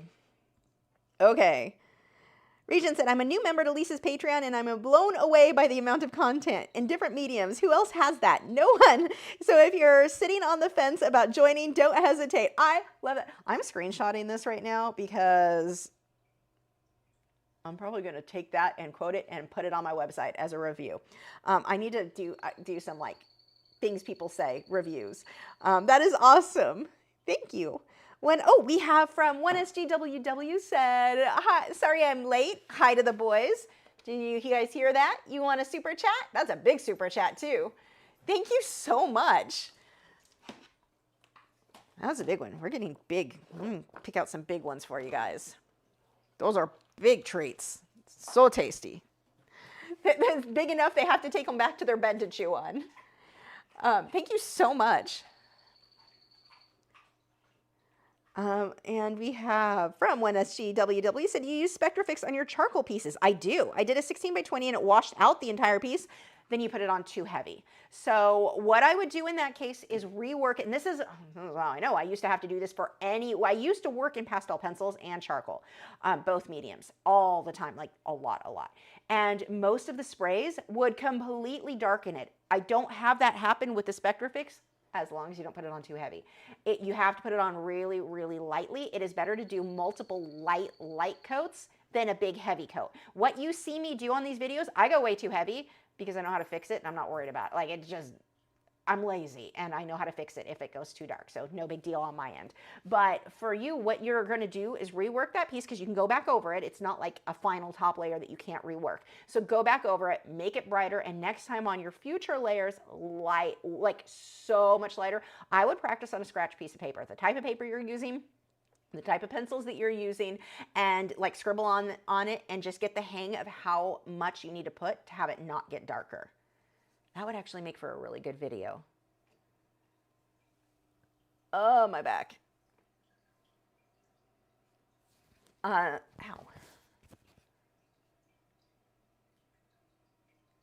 Let's see. 1SGWW, do you give the boys raw sweet potatoes? Yeah, this is raw in their dinner because I ran out of the Dr. Harvey's vegetable mix-in I usually use in their food. So they got baked sweet potato there. Baked sweet potatoes have more nutrition. Like they're more, it's easier for the body to absorb or something like that. I don't remember the deal.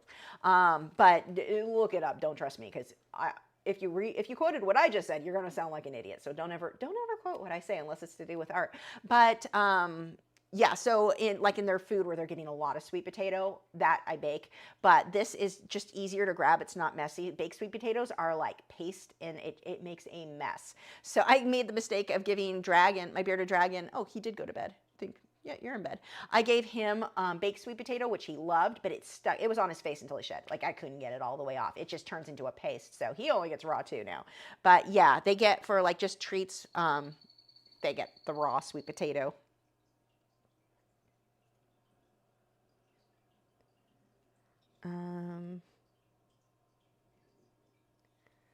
Okay.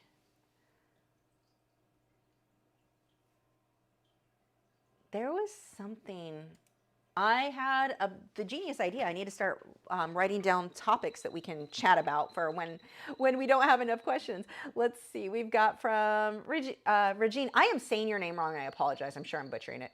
Kind of off topic. Can pastel pencils be used for sketching on acrylic? No. Acrylics are plastic. Well, let me back that up. So acrylics are essentially plastic. Pastel, not going to stick long term. Even if you seal it, not going to stick long term. The only exception for me would be if you're working, let's say, on watercolor paper and you thin the acrylics down to the point where they're essentially watercolor. They're so thinned down, then the pastels will still stick, but they have to be super, super thinned down. Acrylics are plastic, so the pastels just don't stick on their own if it's got any thickness to it. Let's see. DJ said, give your dragon raspberry. He will have red lips. So funny. I don't give him any fruit. Actually, so my birds almost never get fruit. The dragons don't, so bearded dragons are super prone to tooth decay. And that's not something I want to deal with. So yeah, we don't do fruit at all for him. When he was a baby and I had a hard time getting him to eat, I would give him bananas because he had issues when he was younger. But now, yeah, we don't do fruit at all. As cute as it is, like, I don't know if you guys follow, if you follow bird stuff, there's Bruce. He has his berry eating dome and it looks like a murder scene because it's like a dome he goes in and eats his raspberries. And it is so cute and it's everywhere. And people keep telling me I should give that to mine. I don't give fruit to mine. Every once in a while they get an apple when I'm having an apple. But I eat more fruit than the birds do, all the animals, none of them. Like that's more sugar than they need. I know this isn't what you're asking about, but here's your thing. Sugar is just not good for them. So yeah, I don't, as cute as it is, I don't do fruit for any of the animals. This is the girl drinking honey in her tea. I make way better life choices for my animals than I do myself. Let's see. Francis says, thanks for showing the matting process. Oh, I'm glad it helped. I'm glad you liked it.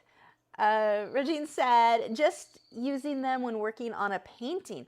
Oh, so, okay. Yeah, so like you see me use my charcoal pencil where I draw something out and then I erase it because I paint over it or erase it just on its own.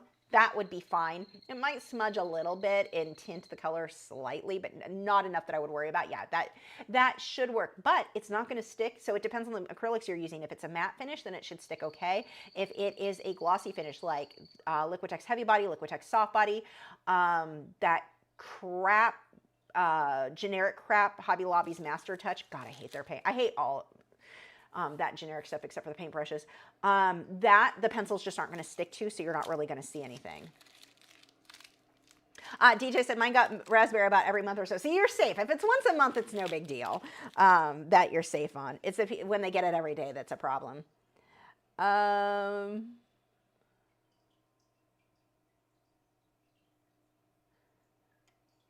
Yeah, Liquitex Basics, and especially if they're thinned down like how I thin my paints when I work, you'll be fine. If they are thick, they're not, like well, I had that problem. I don't know if you guys remember, when was that?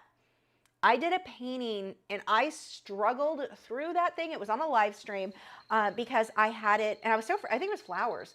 I was so frustrated because I put it on too thick, my base layer, and so it was that plasticky, and then the blending techniques I use don't work. So as long as you don't put it on too thick, you'll be good. Yeah, Dragon today had collard greens and sweet potato were today's food. He gets bugs tomorrow. That's all he really wants are bugs. Have I tried Liquitex Basics fluids? I have not. I should probably look into that. Superworms and veggies for his meals with vitamin D. Yeah, we do the vitamin or calcium with vitamin D. Let's see. Regan said, don't have chalk, so that's why I was asking. Yeah, it should work fine. If you've got white especially, it's just safer. If you go with dark areas, like a black, it might smudge a bit, but no, it shouldn't be too bad. You should, in theory, be fine. Test it on something smaller just in case. Like, I don't know the ins and out of all pastel pencils. I don't know if some pastels are going to be more like oil pastels, or not oil pastels, pan pastels, where it has that oily feel. I actually don't know if acrylics would stick on top of that real well. Because it's oilier. Like, would that just bead up? I don't know. Do a small test on the specific pencils you have just to double check. Like, you can just take a piece of whatever paper, put a coat of gesso on it, then do some painting, like your base layer painting, and then try drawing over it, and then try painting over the drawing with the pan pastel, or I'm sorry, I keep saying pan pastels, pastel pencils, just to double check, because I don't want you to mess up your art, because sometimes if something has a little bit of an oil to it, the acrylics will not stick. They just keep beading up. So double check first. I think you'll be fine, but double check just in case.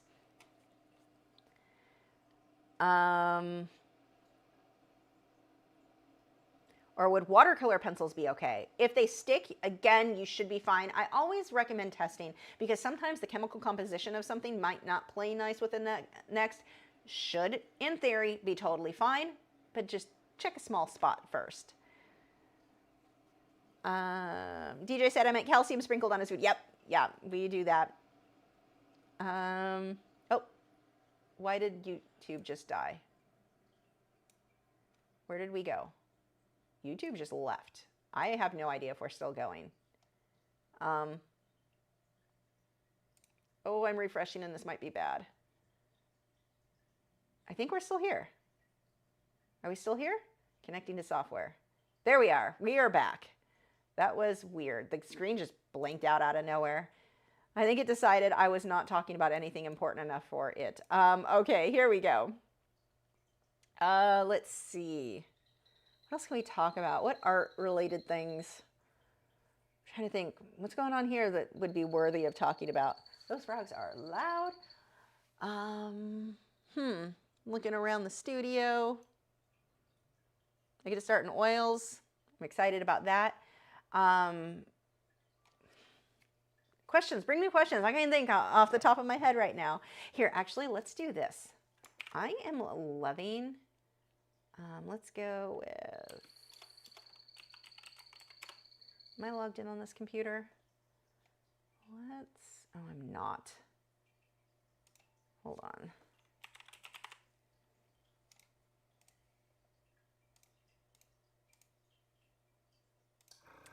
You're gonna make me log in separately. Hold on, it's giving me my authentication thing.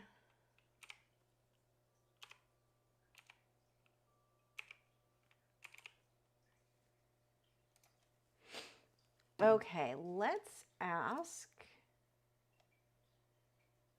When I can't think of a subject, I do this all the time for, like if I need a subject, I'm like, I can't think of something interesting for an email newsletter or something to talk about. I'll just ask AI for a subject that people struggle with, just because like my mind is blank, and then I'll come up with the answer myself. But it's fun to like it just makes it's so handy.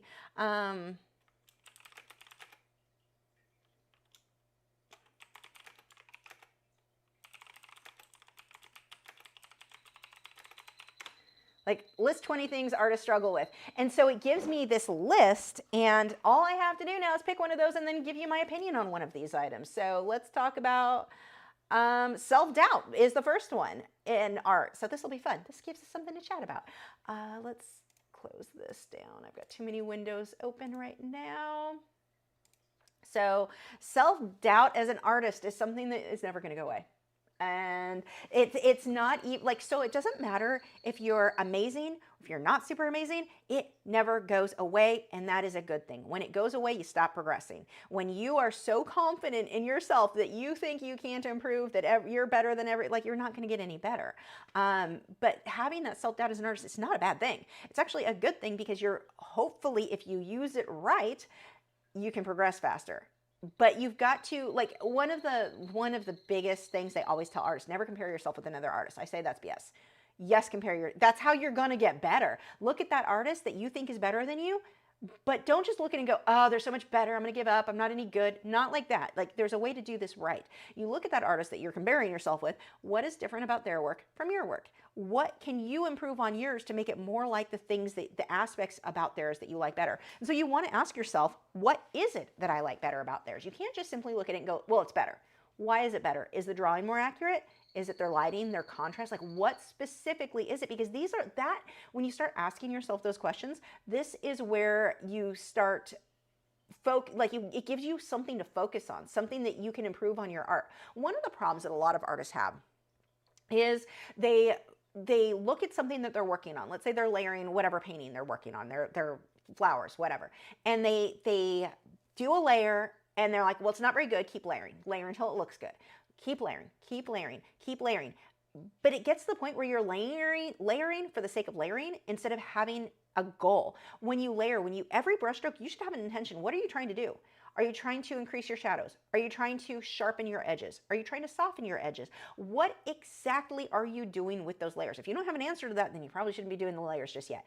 Throwing paint at the canvas and hoping for the best is not how you improve. Sometimes you get lucky and it comes out good, but most of the time that is not what happens. Most of the time, you're just continuously throwing on paint. And that happens a lot where a student is like, well, I've spent 40 hours on this painting, and I'm looking at that going, okay, I would have had that done in 20 minutes.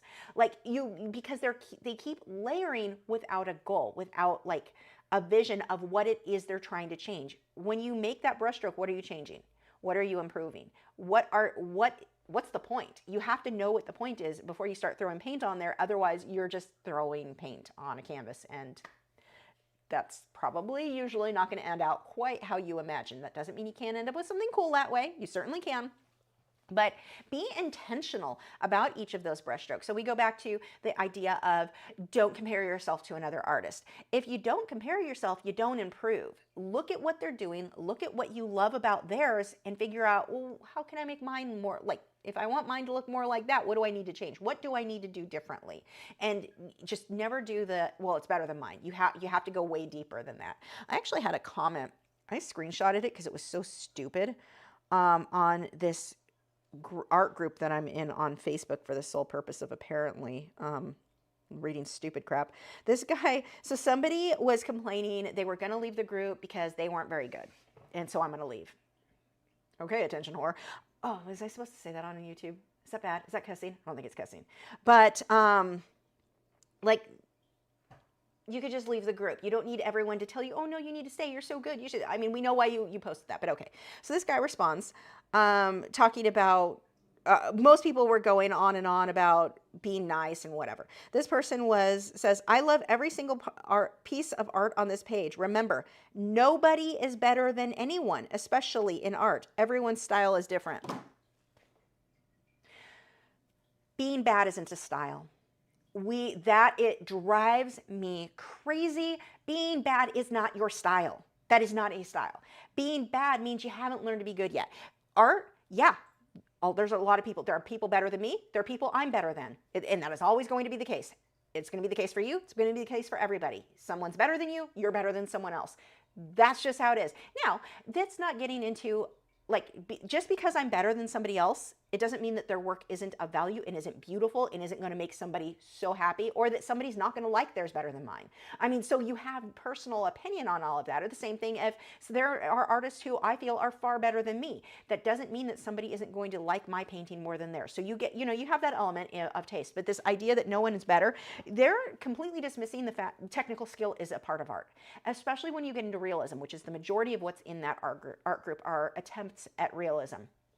People are better than other people. This isn't, oh, don't say those words. This isn't, we're not all equal. Some of us worked harder than others. Some of us worked longer than others. I've been painting most of my life, and I've been doing it professionally since, what, 98 was when I decided I'm going to start selling my work. This is what I'm going to do. I'm not saying I was amazing in 98, but that's when I decided. That's how long I have been doing this professionally. Somebody who's been doing it for 2 years is not as good. They're not technically going to be as advanced as I am because I've been doing it longer. It doesn't mean I'm like a better person, a better human than them. I've worked harder at something. There's value in the fact that I've put this much work into it. There's value in the fact that you have put that much work into what you are doing. I just couldn't believe nobody's better than anybody else. That is not true. That is not, like, it sounds nice and fluffy and flowery, but it's...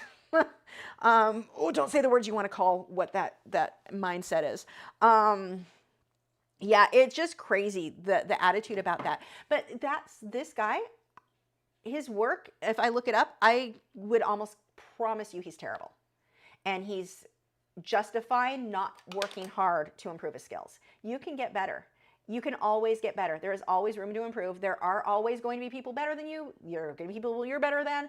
A lot of that is technical skill and how much work you put into refining your technical skill. So and it's just so frustrating when you see advice like that because I get it, it sounds all nice. We want to be nice to everybody, but that's not helping somebody to improve.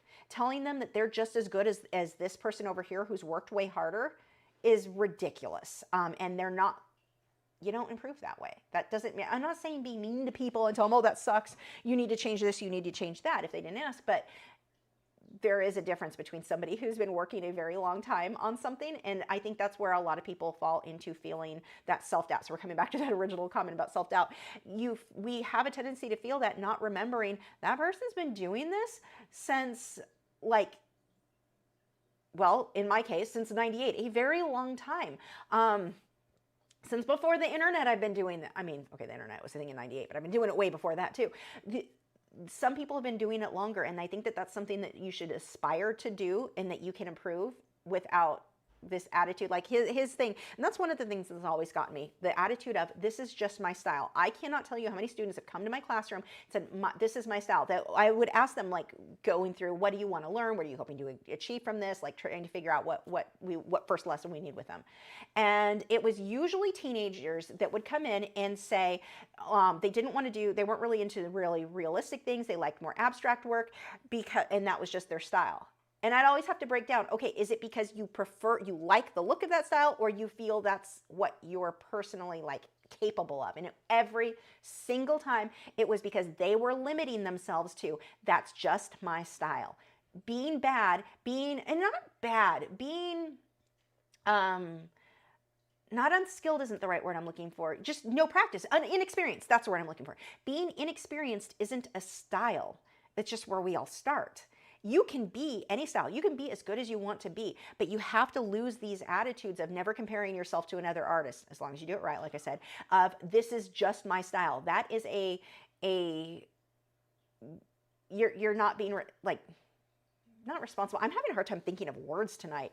Maybe I should have gone with caffeinated green tea instead of decaf, but it's making an excuse to not have to get better. I remember one girl used to do all her feet, they were like this, little toes, like triangles, because that's my style. Turned out, no, she just didn't know how to draw feet. That wasn't what she wanted, but that's just how she did it, because it's all she knew how to do. And her work suffered because of her mindset. Her mindset was holding her back. She had the ability to do good, but she was holding herself back because she got in her own head, it's my style. It drives me freaking crazy. Okay, let's go over to, have I ever had snakes? Yeah, we have one snake. We have a Western hognose. She's a snomorph. What surfaces can, okay, we got that one.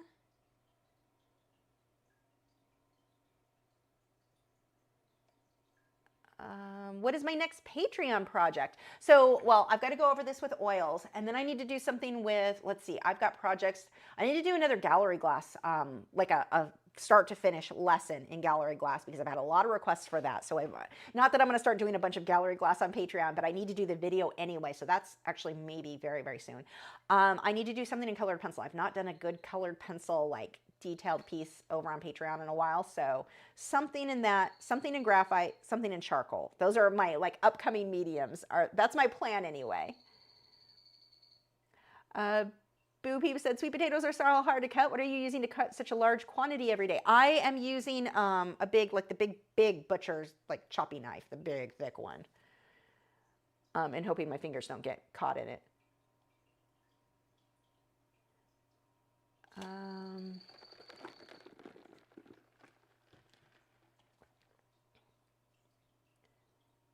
Can you please tell us which product you recommend for keeping our whites with watercolors? I don't know. So, okay, I don't do watercolor that often, but obviously masking fluid is going to be the answer there. Which masking fluid?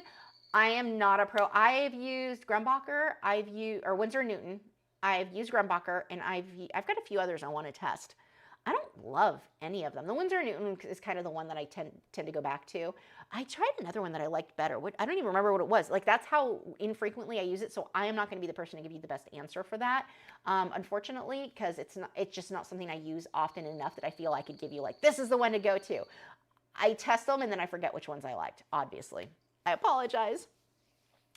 DJ said I need to go to bed. Thank you, Lisa, for the great evening. Your chicken is awesome. Thank you. Congrats to the high bidder. Thank you, mods, and good night. See you all next week. Be well. Good night, DJ. Let's see. 1SGWW said, can you do a dark-skinned person in colored pencils? So I did the little girl, the Indian girl, that one is in colored pencils up now, and she has pretty dark skin. I definitely want to do more that are darker for sure, though. So that's a very good suggestion. Christine said, planning to get any of the new pastel colors. So you guys were posting over in the Discord about magenta. There was a dark magenta that I have to have. I'm going to have to get some, you know my love of magentas, and I'm definitely going to have to pick some of those up. Do they have other new colors? Like, I never pay that much attention to the different pastel colors because I've got the set of 20. I've been able to mix anything I needed, never thought anything of it, but Oh, you guys in Discord are just getting me on these supplies. So yeah, I'm gonna have to order some of those. But I don't know if they have like new on top of that.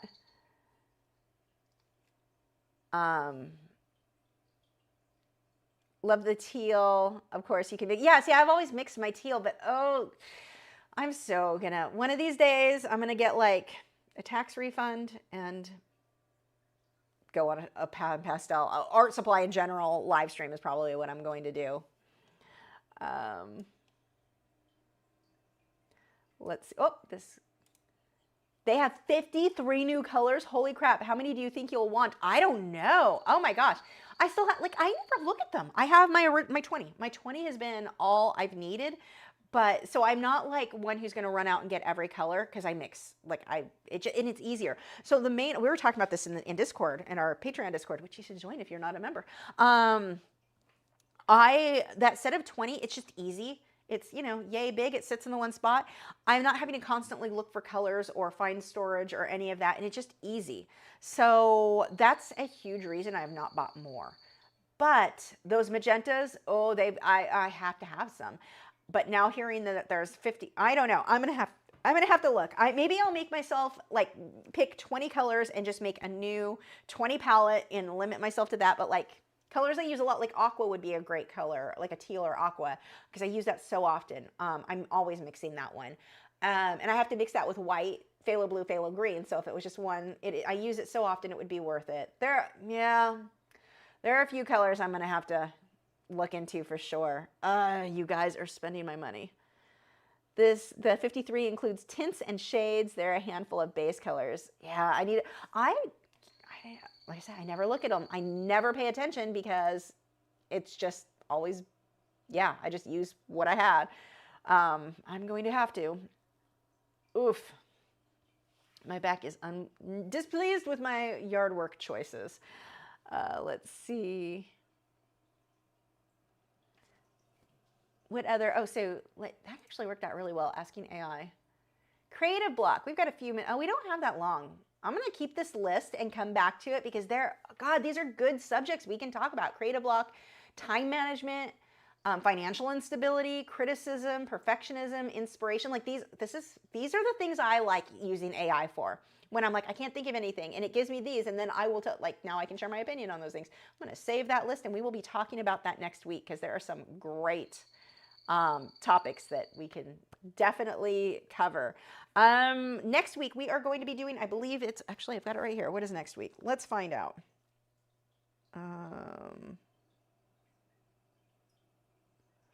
God, yeah, next week's already March. Oh, that didn't work.